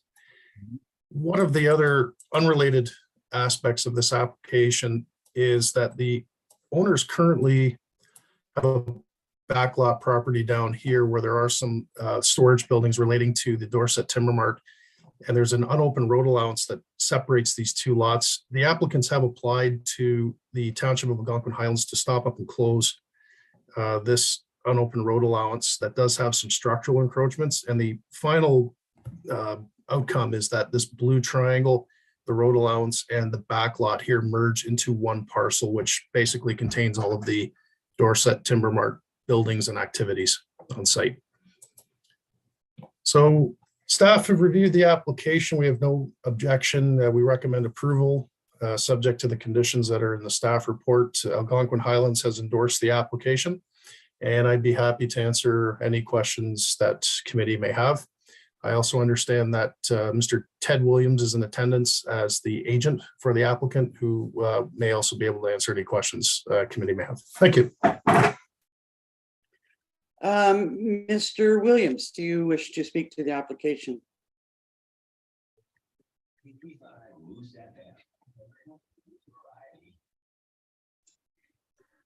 Thank you, Madam Chair. I don't really have much to add to that, but I'd be happy to answer any questions that committee has.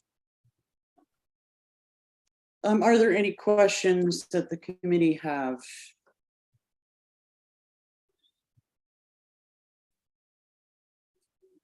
Member Schneider. Thank you. Adam, this may not be relevant, but that part 3 that's going to merge with the road allowance and the triangle piece, does that lot currently have any access other than the road allowance? Through you, Madam Chair, sorry, maybe if you could just clarify which, if we use the colors. Okay, so the big green piece, Yes. green piece is part 3. Yes. As a lot right now, what is the legal access to that property? Through you, Madam Chair, I believe, and Ted, feel free to jump in at any time. I believe that property, the green lot, has a right of way on the east side. There's a bunch of different parts here on plans, but I'm looking at part 1 on plan 19R6852, and it says subject to right of way. And I believe that's how there's a driveway and parking area. They cross over the road allowance, and then a part of that blue retained part to get out to Kawagama Lake Road. And Ted, if I've missed anything, please jump in.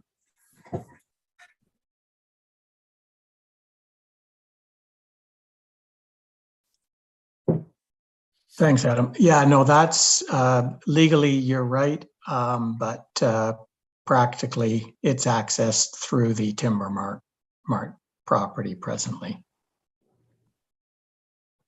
So just and when the lots merge, will that right of way be removed?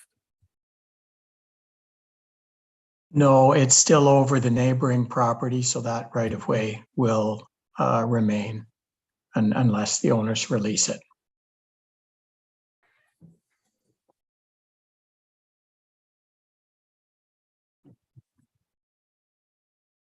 Further questions?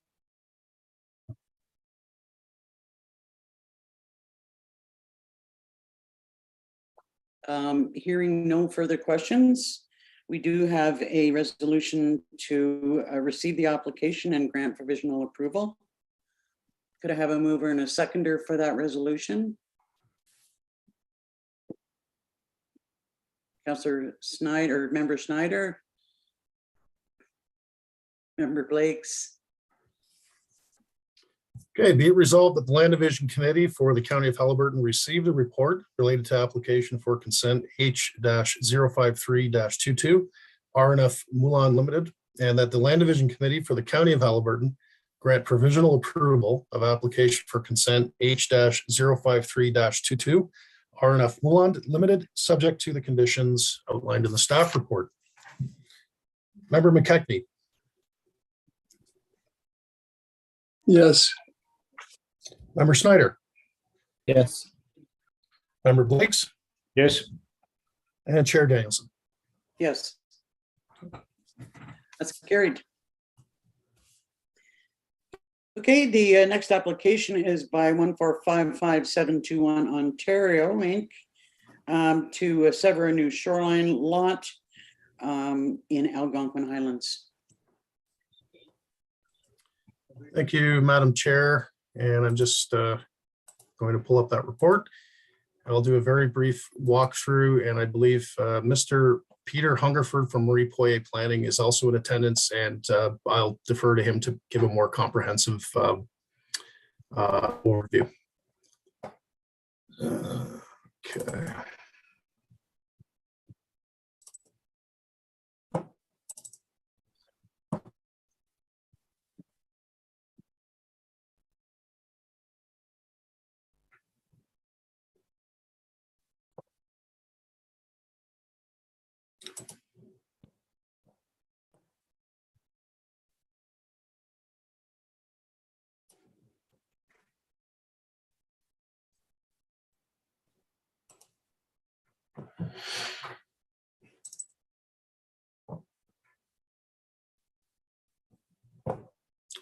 Okay, and I trust everybody can see the screen.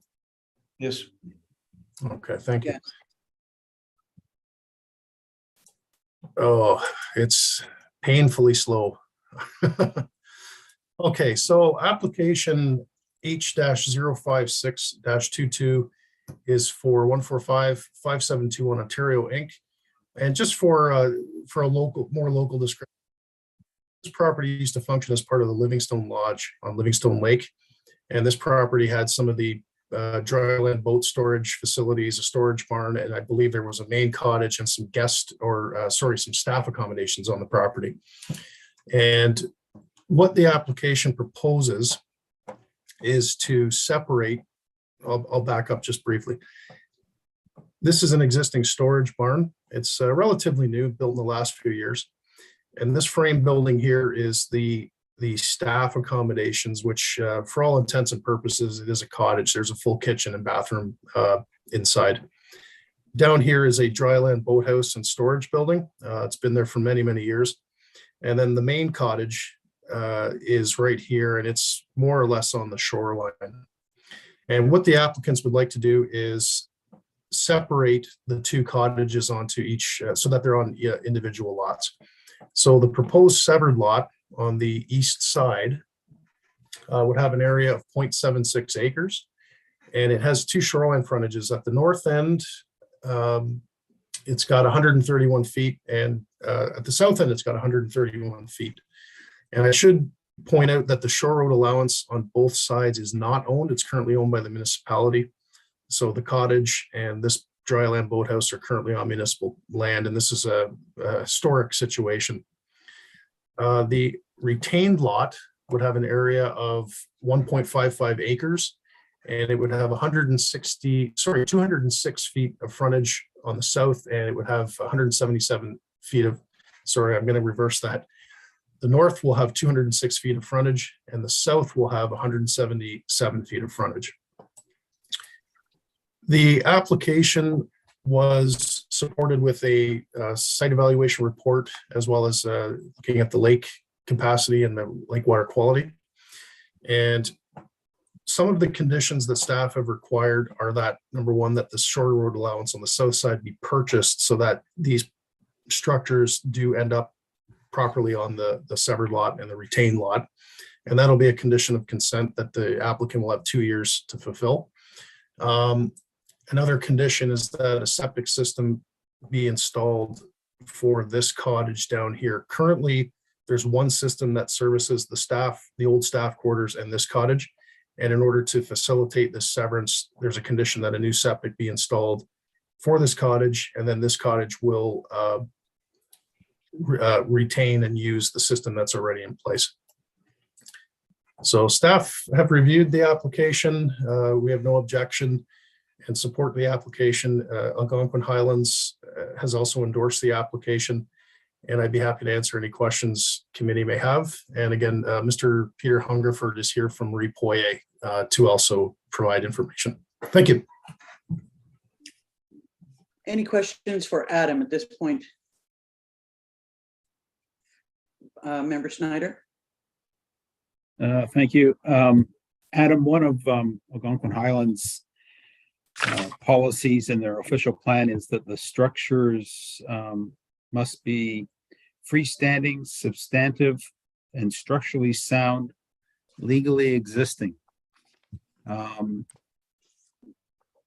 have we confirmed that? And were there building permits on these structures? Through you, sorry, I thought I heard someone else. Through you, Madam Chair, I did actually talk to the chief building official, Mr. Moore, about this application, and it was specifically related to the septic system. The buildings on the property, most of them are historic. They've been there a long time. The newest building is that storage barn that's about in the middle of the retained lot. I don't know what the building permit status is of those two cottages. Hard to tell if there is a permit on file for the main cottage down near the water based on how old it is. The dryland boathouse looked to be 40, 50 years old. So I don't know what the permit status is of those. The staff quarters, which is the smaller cottage on the retained property. Again, I don't know what the permit status is for that structure. The assumption I make is that when an endorsement report comes from the local municipality, the assumption I make is that that municipality and that internal department has reviewed this. And if there were any issues that were offside of the official plan for the township, would have been flagged at that time. But in the meantime, the planner there has recommended that it be endorsed, and council has endorsed it. I just have my questions about whether it would even be legal non-conforming, given that it's built on, that the structures are built on land that they don't own, but it was approved in Algonquin Highlands. Yeah, so through you, Madam Chair, the guest, or I'll call it the staff quarters, that building is right on the 20-meter. So it's just inside of the shore road allowance. And that building doesn't look too old, like it may have been built under the current planning regime in Algonquin Highlands, but the other buildings are decades and decades old. Municipalities are different in terms of their policies on whether you can build on the shore road allowance or not. In my past life in Seguin, if a building was on the shore road and you wanted to put a deck, the municipality would make you purchase the shore road, because the chief building official could not issue a permit if it was on township property. And so that's one of the main reasons behind a condition that they purchase that shore road, so that those structures are brought onto their lot and off municipal property. Further questions?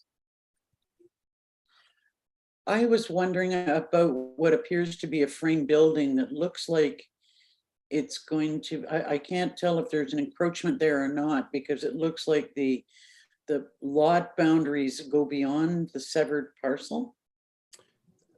Yes, Madam Chair, that building is, there is a sketch there and there's a surveyor's note. It is like literally inches from the lot line.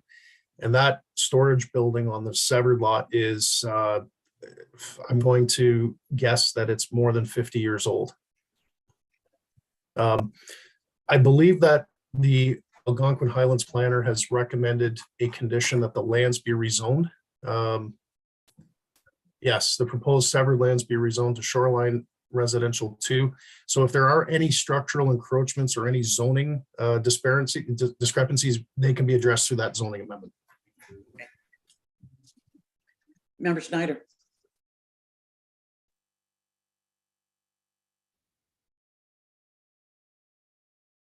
You're on mute, Bob. Sorry. Yeah, in the Riverstone environmental report, it speaks about on page 12 about some handbook policies and recommendations on how the septic should be installed. Will those policies or those guidelines be incorporated into the severance agreement? Through you, Madam Chair, yes. Similar to the other applications we've looked at tonight, there is a condition here that they enter into that 5126 agreement. And that agreement will include clauses from the Riverstone report that they must abide by. Okay. Yep. Thank you. Any other questions? No. Comments from Mr. Hungerford? Thank you, Madam Chairman, members of the committee. Yes, my name is, can I be heard? I'm sorry, you should just confirm. Yes, we can hear you. Good, thank you. Yes, my name is Peter Hungerford. I'm a senior planner with Murray Poirier Planning and Associates. And I thank Adam for doing a good job in reviewing the application. I would confirm that we support all of the recommendations that have been put forward, and particularly the intention to enter into a 5126 agreement and to undertake a rezoning to recognize the irregularities that are on the lot right now. There are also a number of notes that the county has included in the report, which I think are important to take into account.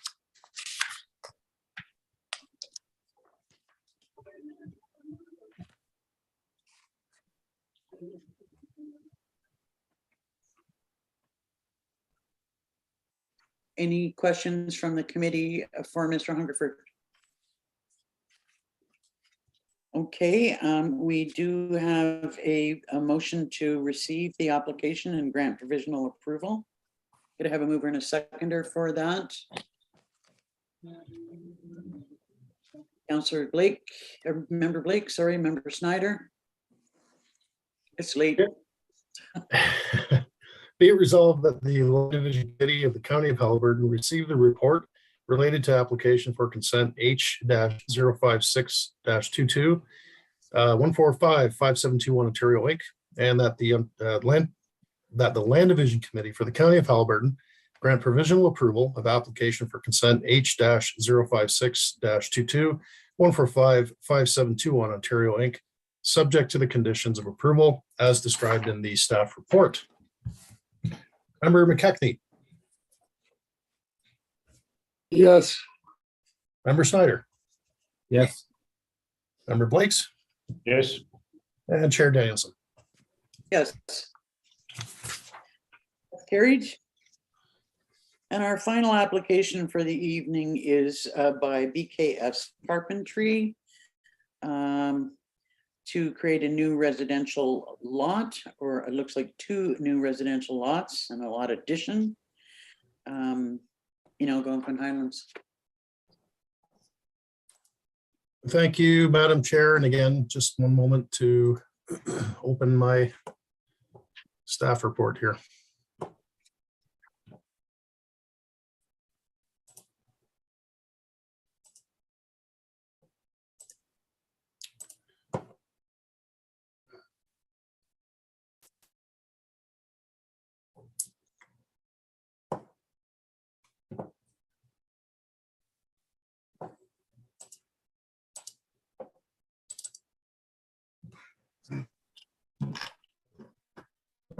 Okay. Almost there.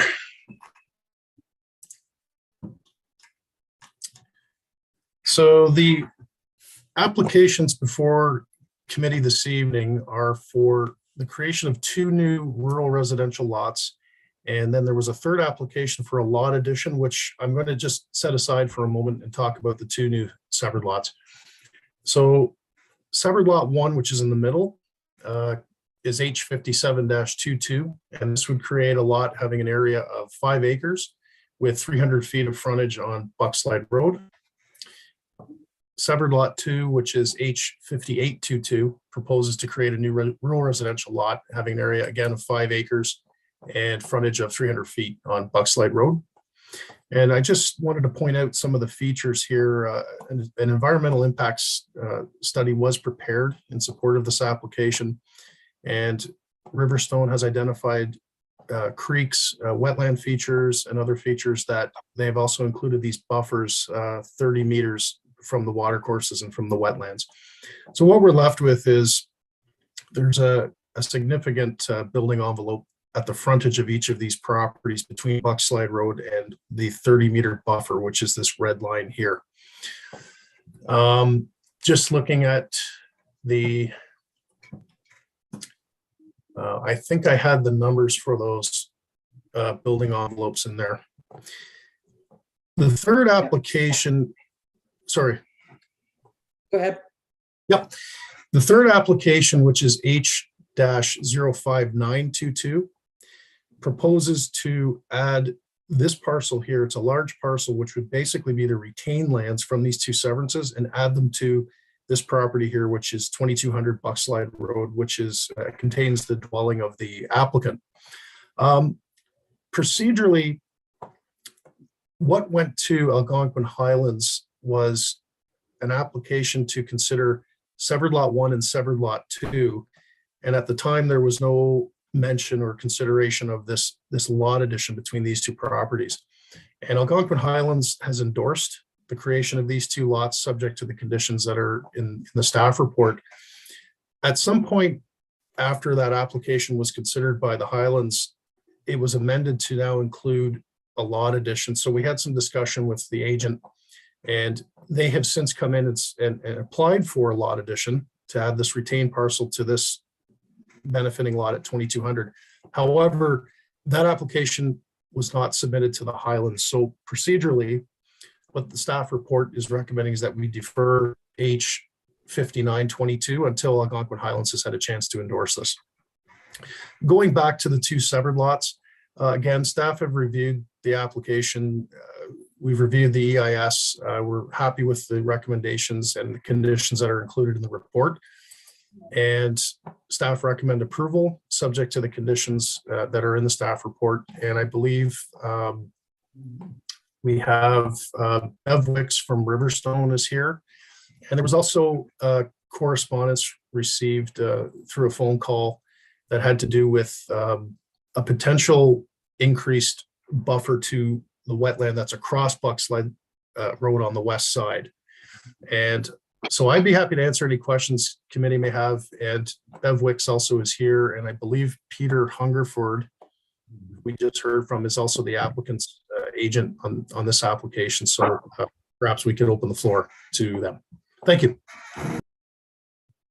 Okay, before we hear from the consultants, are there any questions of Adam? Okay. So we would start, I guess, with Bev Wicks. Good evening. I don't have a lot to say. I was here really to answer questions. We have undertaken an environmental impact study, as Adam mentioned, and the constraints and opportunities map was provided that shows that there is plenty of area for development on both of the severed lots.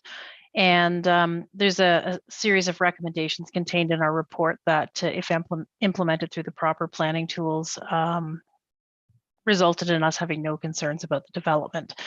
I think that there was a question from a a citizen about the setback from the wetland that is across the road from the parcel of land that we looked at.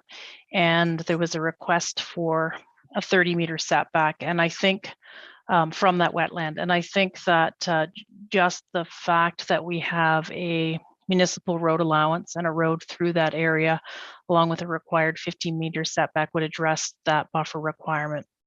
So I think that's all I have to say, unless there's specific questions about the application. As an ecologist, I did not have concerns about the severance of these two lots with the proper recommendations being implemented. Any questions for Bev? Hearing none. Mr. Hungerford, did you wish to speak? Oh, I'm sorry. Go ahead, Adam. Oh, sorry. My apologies, Madam Chair. I'm just looking at the attendees, and I think we do have Nancy Vonk, who is, she lives just down Buckslide Road to the west. And Mrs. Vonk I did have a few phone calls and emails with her about this application, and Nancy did wish to speak. Okay, go ahead, Nancy. Hi there. Yeah, thank you so much for the chance to speak. Yes, I'm the person who raised the point of the benefits of having a vegetated buffer going from the front of severed lots. That was recommended when we consulted with a senior biologist, Paul Heaven, after we read report from Riverstone. So I want to take just a few moments, if you don't mind, to share kind of a little more about the thought there. Why we wanted to put forward the recommendation to shore up the protection from the adjacent wetlands. Paul notes that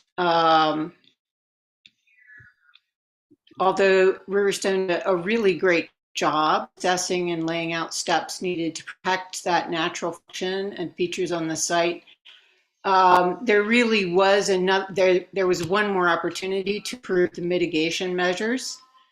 And that is not only a setback, the setback you describe as meaningful, but for that 30-meter request to maintain natural vegetation.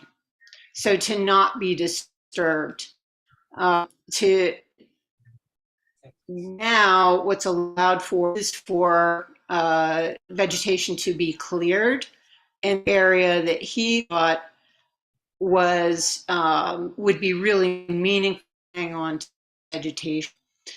And by Riverstone's own assessment, those wetlands east of those sites are not suitable habitat for the Blandings turtle and other really important species. That one's particularly endangered. So, you know, although hopes that development will maintain a vegetated buffer along the frontage, privacy, yeah, the opportunity exists to get rid of it.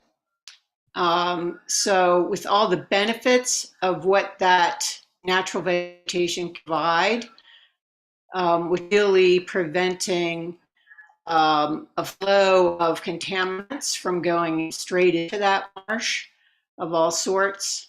That's why we'd really like to see that important feature built into the recommendation, you know, added to that Riverstone recommendation. So I mind hearing a little bit more, if it's possible, you know, on that specific request that vegetation be maintained on the front of us. If not 30 meters, then for that 15-meter mention. Thank you for your input. Adam, I question whether or not that type of condition can be added to our approval process. Thank you, Madam Chair. What I'd like to do maybe is, if I share my screen and bring up the Riverstone sketch, perhaps Bev could just give us a walkthrough of the attributes of the site, and maybe address whether the 15-meter setback required by the zoning is appropriate, given that there's a road there. So, sorry, Bev, if that makes sense. Just to clarify, Adam, you're saying that the 15-meter setback is already a requirement, correct? Yes, that's right. And sorry, I'm just going to bring up the sketch again. And again, my apologies, my home computer, it's extremely slow. And I understand what Nancy is requesting here, and maybe we can just clarify this. I gotta tell you something.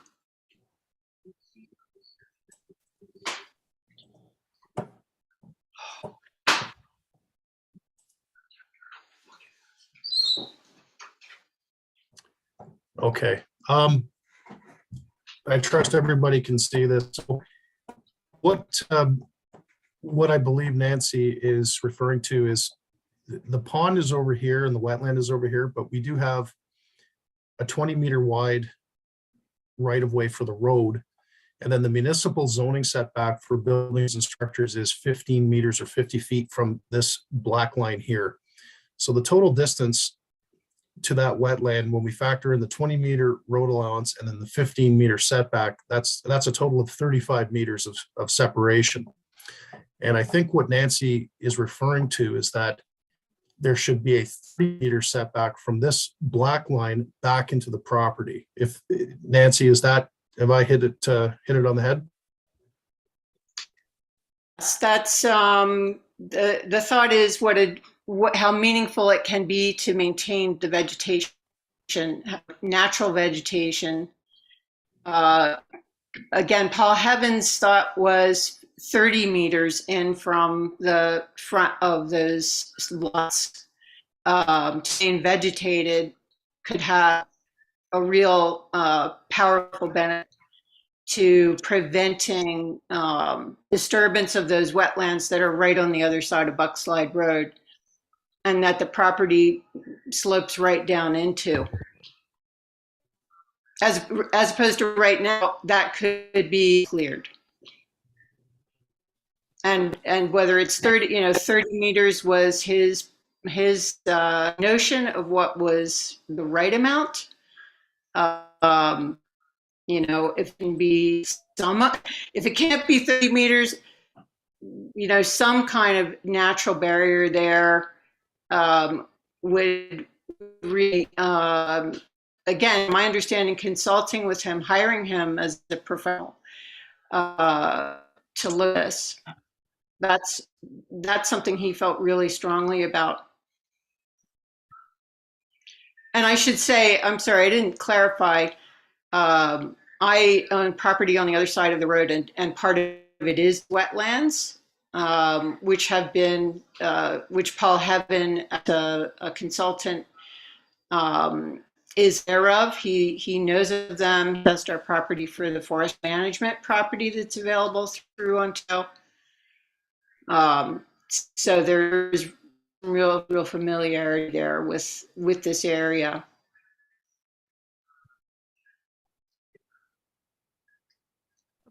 So if you would like me to address that comment or the concerns around that, I'm happy to. Yes, please. Okay, so first, there will be some distance between the western edge of Buckslide Road and the wetland plus the 20-meter road allowance. And the road itself acts as a barrier. So it is already, when I say a barrier, your surface water runoff or any traveling creatures will have to cross that road. So the fact that the road is already there has created a fragmentation of the wetland and the continuity between the wetland and the forest community. So there's a lesser concern for us there in terms of maintaining a concise buffer. That said, a 15-meter buffer or a 15-meter vegetation zone from the edge of the lot, which is already required, I think would add an additional level of protection. In our report right now, there is actually requirements to minimize vegetation removal in through a site plan agreement. So there is not sort of the freedom to remove that vegetation if the recommendations in our report are adhered to. It would just be vegetation required to develop the lot. So a building envelope, a septic, a driveway, and so some amenity space if there was to be a garage or a shed and a small lawn. So I think that there's been sufficient protections for the wetland. I'm not concerned about having an additional 30 meters from the edge of the lot line. I apologize, I'm losing my voice tonight. I'm not sure what's going on. Further comments or questions from the committee? Is it okay to just say one more thing? One more thing. Sorry. I'll point out that we regularly pick up turtles Slide Road crossing to Marsh. The road is got a very shallow ditch along part of it on the east side, but I would not call it a barrier. I'd actually call it a facilitator of crossing and flow coming down that slope as it is. So I'd heard the argument before. I had conversation with Adam about it. And it just, as someone who lives there and has eyes on it and walks it regularly, there's a bit of a disconnect between calling it a barrier and the truth of the matter is as we see it. And I think that's how Paul Heaven felt about it as well. And that's why that request for shoring up that front of the lots with keeping that vegetation undisturbed for 30 meters was made. So I just wanted to clarify as part of the reasoning for why, what could sound maybe too nervous, not merited, as this is considered. Okay, thank you, Nancy. Adam, if you've got a comment. Yeah, through you, Madam Chair, I'm just going to close the screen here. So very similar to the previous applications, the Algonquin Highlands conditions here include that the EIS be submitted, which it has, that they have to prepare a site development plan for each of these lots. And then the final condition is that, similar to what we've considered tonight, they have to enter into a severance agreement. So again, the purpose of that severance agreement will be to ensure that the lots are developed in accordance with Riverstone's recommendations. So if Algonquin Highlands staff are not happy with that development plan, they don't have to approve it. So I think what I'm hearing in this case, and this is something we do with rural properties all the time, is we try to preserve as much of that vegetative buffer between the road and where the house and the septic would go. So you basically get a thin kind of window to put the driveway through, but basically the bush in front of the property is maintained. And I think that was the intent here of some of Bev's comments as well.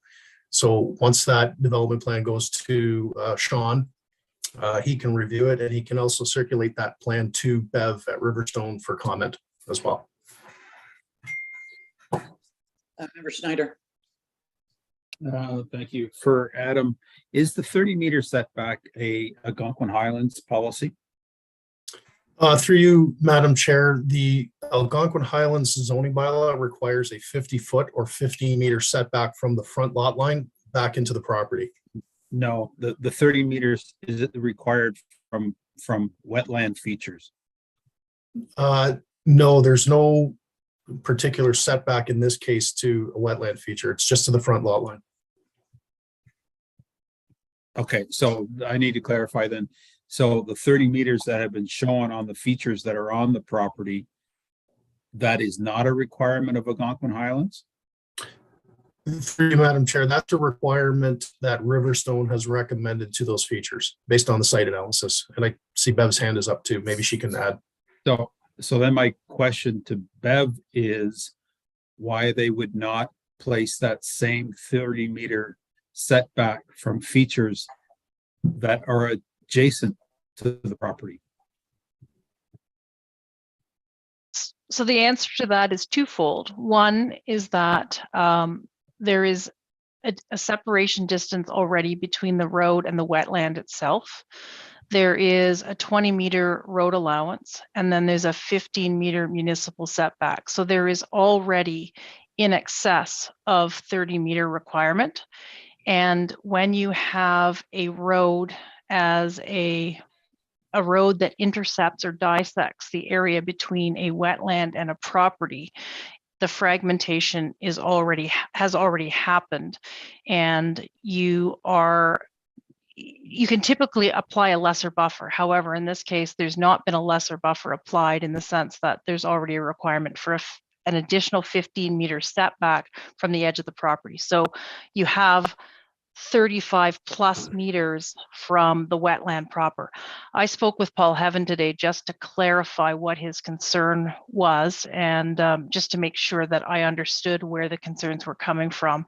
And when I spoke with him about the fact that we have the road plus the 15-meter municipal requirement for setback and the conditions for clearing, he seemed to be satisfied by that we were addressing that concern.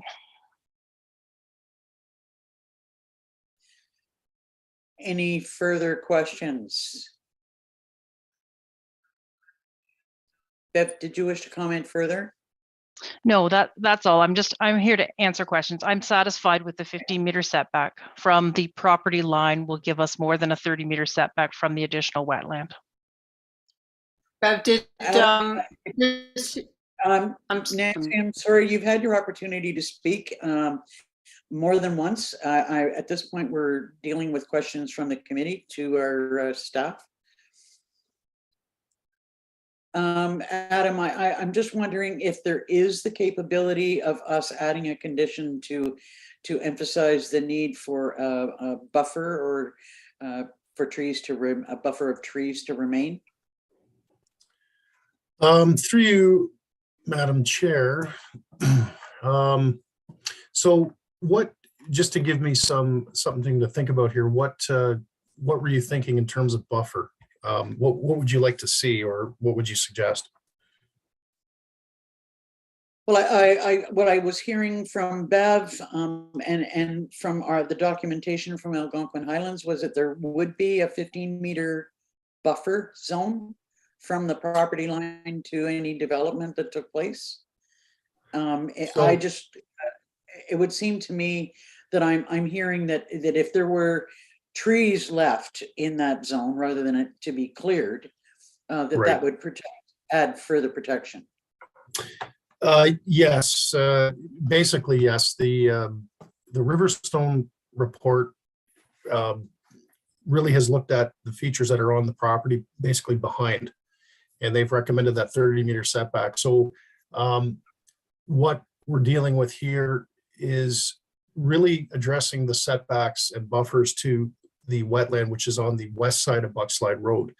And as Bev said, there's a 20-meter wide road allowance, and then there's a 15-meter township setback. So combined, you're looking at 35 meters of total distance to the pond that's on the other side of the road. And as I mentioned, with the development agreement, the 5126 agreement, the applicant will have to submit a plan showing where driveways and conceptual building envelopes will go. And the Algonquin Highlands planner will review that and make sure that that development plan concurs with the Riverstone recommendations. So if they come in with a development plan that shows, a driveway that's 100 feet wide, obviously that's going to be rejected. I think. I understand that. I just want to emphasize the need for trees to remain. And just to strengthen that argument, we can make all kinds of recommendations, but we also see all sorts of examples where the recommendations of municipalities are not followed. Yeah. The question was, can we ask for or strengthen the condition for tree planting? Yes or no? Well, sorry, for tree planting or for removal? For leaving the trees in place in that 15-meter buffer. So within the 15-meter setback, the Algonquin Highlands conditions here that they submit the plan and that they enter into the agreement. The township will have another chance to review what's being proposed on these lots. And if there's too much clearing occurring, then that development plan it won't be approved until the proponent meets the requirements of the Riverstone recommendations. And Mr. Stone. So, thank you, Madam Chair. So the simple answer is yes. What you can ask, you can amend the condition that refers to the development plan to be prepared and reviewed, and just add a clause to that additional tree planting or tree preservation be considered as part of the development plan in the front yard, for example. So you can do that. And then it still becomes the responsibility of the township planner to, when they're looking at plans, just to have regard to that amendment to the conditions. Would the committee members be in agreement with adding that condition? Yes. I'm seeing a positive response to that. I just wonder if we could revise our resolution to include that, or that it would include some statement about amended conditions.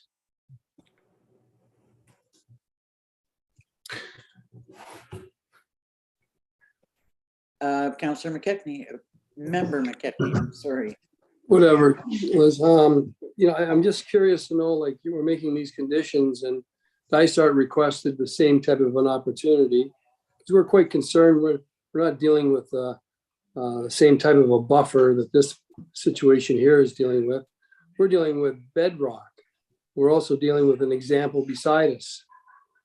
That and to me, it's I'm not saying you're making you are making a condition. That's what you're asking for, and that's all Dysart wanted, was to bring it back to the new council. And like it was pointed out, it has to come back to this committee, and it would have been whatever Dysart had brought up. Maybe you would have said no to it also, but at least we would have had our opportunity, because it is in Dysart. So that's what I just don't understand about this process. I think that the difference. I think that the difference here is that this has already gone through Dysart Council, albeit the previous council. And so you make mistakes. So you don't want to correct them in these day and ages when everybody's talking about water and shorelines. This is a bedrock. I don't disagree with you. Yeah. I don't disagree. I'll shut up. I'll shut up.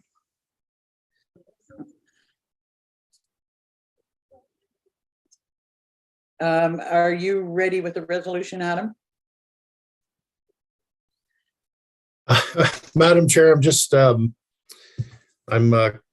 crafting something here. I'm looking at the township's conditions, and one of them, condition 6, says the registered owners shall enter into a severance agreement pursuant to section 5126 of the Planning Act. And it says to address any recommendations of the EIS and site development plan. And what I'm thinking here is that I add on to that and say something along the lines of, in that municipal condition 6 shall include a tree preservation plan within the 15-meter required front yard setback of each severed lot. How does that sound? That would work. Okay. Okay, I'm just going to write this out. If you just bear with me for one moment.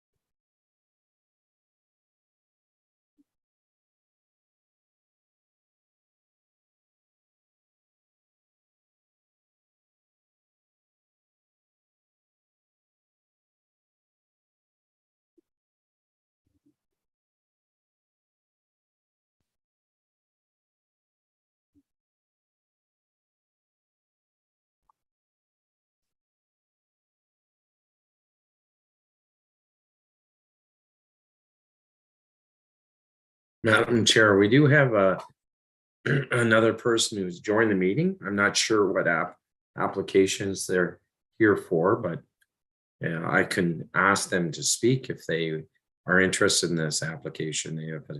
They're in attendance now. Had they applied to speak to this application in advance? Not that I'm aware of.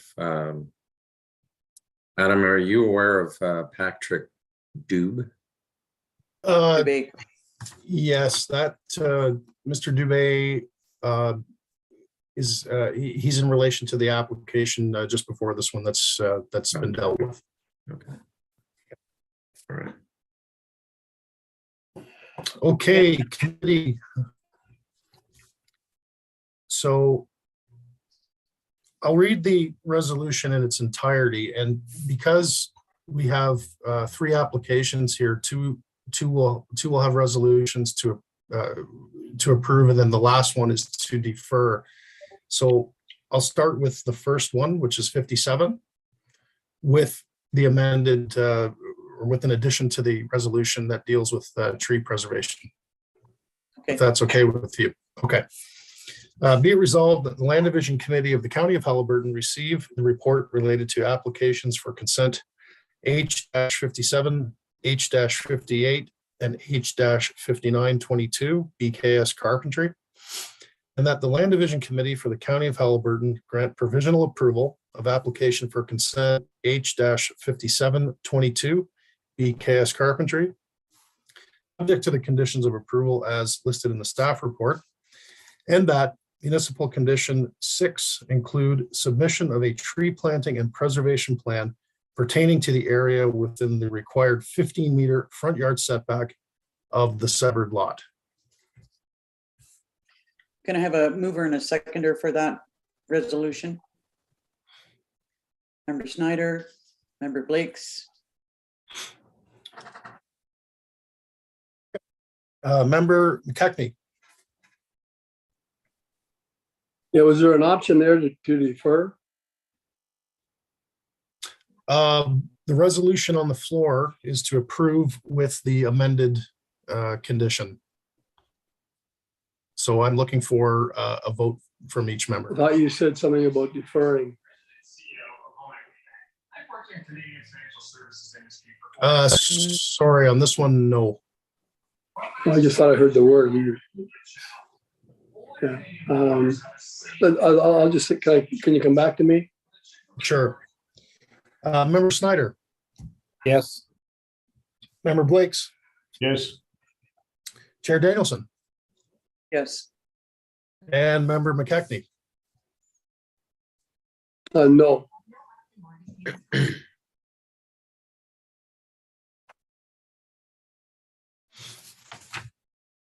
Okay, so that was for the first severed lot, and I'll read the resolution for the second severed lot.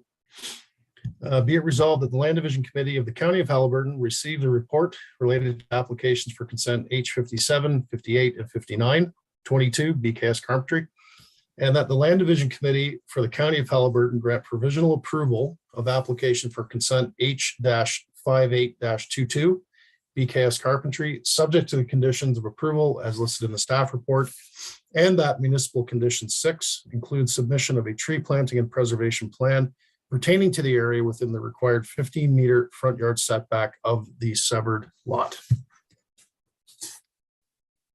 Member McKechnie. Yeah, no. No. No, okay, thank you. Member Snyder. Yes. Member Blakes Yes. and Chair Danielson. Yes. Okay. And the last resolution is for the lot addition.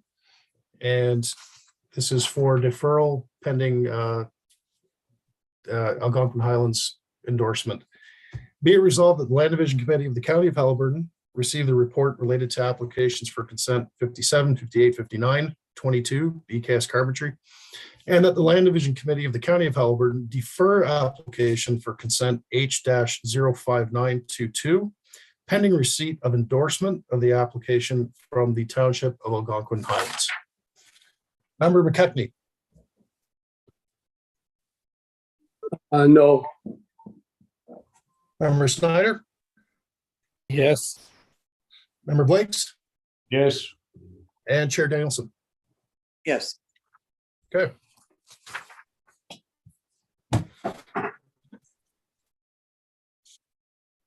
So that concludes the applications. And I would thank both Nancy and Bev if they can be excused from the meeting.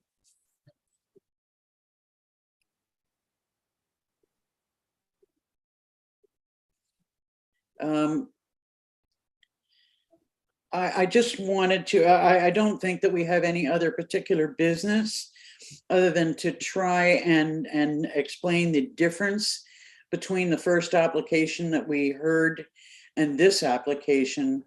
I don't believe that any of the committee members or most of the committee members didn't want to actually change the approval process of the last application we had. It was a matter of the voting procedure, Walt, on the first application, where if I had voted against it, we would have been tied and the deferral would have been denied anyway by rule of procedure. So, I just didn't see any point, although personally, I would like to have denied the application completely. But because of the rules of process, the deferral would have been denied anyway. Because we're a 2-2 body and a tied vote is a negative vote. So, therein lies the problem with there being a 4-member committee. And that is something that I think we should possibly address going forward. And I'm not quite sure how that would work, but maybe Steve and Adam can put their thinking caps on about an additional member, so we don't end up in a tie vote situation. I'm not sure if either one of you have any thoughts on that, but it does create a bit of a problem. Yeah, I think what we would have to do is go back to county council to restructure the group. I'd have to look at how the committee is actually structured through its creation. And if it is just 4 members, then we would have to go back to county council to have the committee structure amended, the terms of reference more or less amended, and then they could enlarge the committee and appoint a 5th person. So yeah, we'll look into that and we'll report back to committee next month. Okay, that'd be great. It just seems to me that this was the first application that member McKechnie wanted deferred. I think we likely all had issues with that application, but given the the situation we were in with the voting numbers and the fact that there seemed to be, given the reports that we received, I found it an extremely difficult decision to make. Go ahead, Walt. No, I'm just, like when I heard the lady speak, she sounded very sincere and passionate, and she has a neighbor, she lives there, and I just wanted it like my council was. I was the messenger. I was told to bring this message to you people today, and it was out. It was laid out that even if we come back with rejecting it, it would still come back to see you here at this committee, and it probably would have been maybe our request would have been turned down or whatever. But when you're talking about bedrock, and there's not right now, we do know, we've checked this out. I didn't come here not knowing that there's not a lot of property there, I don't think, to build another septic system. Well, what have you been fighting for 4 years? What have we all been talking about? Our shorelines and our water quality. All we wanted to do was revisit it. It's a brand new council. So, and maybe I was on that council, so I'm part of it. So blame me. Maybe I made a mistake. I don't even remember how I voted. So I just don't understand that why we couldn't have just given us that time to readdress this. And if it's caused a problem, unfortunately, that's just my opinion, and that's the way I am. Thank you. I do believe that if we had a 5-member committee, that it would have gone in a different direction, that there likely may have been a deferral, but I don't know that for sure. Member Snyder? So I might just add, my understanding there on that first application was that the initial meeting before council was not a public meeting. And that maybe the local municipalities should consider making those public meetings to give people notice on applications. Like I said, we made mistakes, so we wanted to readdress it. That's all we wanted to do. You make mistakes, you correct it. You try to correct it at least. I hope I don't make another mistake today or tomorrow, but probably will. But the problem in this case was the number of people voting, that we have a 4-member body voting. And that if I had voted with you, we still would have been tied, and the motion to defer would not go forward. I understand that process. I understand the way that works. You don't have to explain yourself. I understand. Thank you. I understand. Frustrated. Yeah. Okay, any other items of business to discuss? Thank you. It's been a long and challenging night. Go ahead, Adam, and then Steve. No, I just wanted to see how committee felt about, doing one staff report for multiple apps and then just breaking them out into individual resolutions. I just think maybe that might make the committee's time more efficient if we look at it holistically and then just approve each one. If committee's happy with that, then I'd like to continue. Yeah, it certainly seemed to work for me. As long as we have individual resolutions, a little bit different. It's something new tonight, but tonight was a little bit different anyway. That's my experience. It was. Okay. So yeah, you had me, Liz. Well, and we welcomed you. I'm sorry that you're not going to continue, but I would like to see the possibility of having a 5th member, so we don't find ourselves in this situation again. So we'll look into that. So our next meeting is on March the 13th. I guess that's only for Bob and myself. Yes. So the way that'll work is Bob will be in, Tammy will be in, and I believe Murray will be in. Because it sounds to me like there's an opportunity for Pat to be appointed at tomorrow's meeting of Dysart et al., which would allow county council to approve that appointment at our meeting at the end of the month. So it would allow, obviously Murray's the alternate. So if that the timing doesn't work, then Murray can attend, but it sounds like there's sufficient time for Pat to be appointed before our next land division meeting. Yep. Yeah, we'll take a look at the timelines and try to try to get that bylaw in front of county council to appoint. Okay, right on. Thank you. Any other comments? Steve, do you have a comment? Just a matter of clarification. There was a comment made on the first application about appeal timelines, and it's actually 90 days and not 60 days. That was me. Okay, shame on you. Mhm. But we had still gone beyond that period from the Yeah, sounds of that's things. right. Yep. That was one of the more aggressive planners that I've seen in this process. Okay, could I have a motion then to adjourn? It's been a blast, guys. Thank you so much, Bill. You've been an excellent member. Seconded by, for adjournment, seconded by Member Snyder. All in favor? All right. All right. That's carried. Thanks, gentlemen. Okay. Thanks. Good night, all. All Bill right. just wanted to thank you, and maybe one day we'll have a cold beverage. Hey, have a pint. Nothing wrong with that. You got my Okay. number. Yep. See you guys. Bye-bye. Okay, good night. Thanks, guys.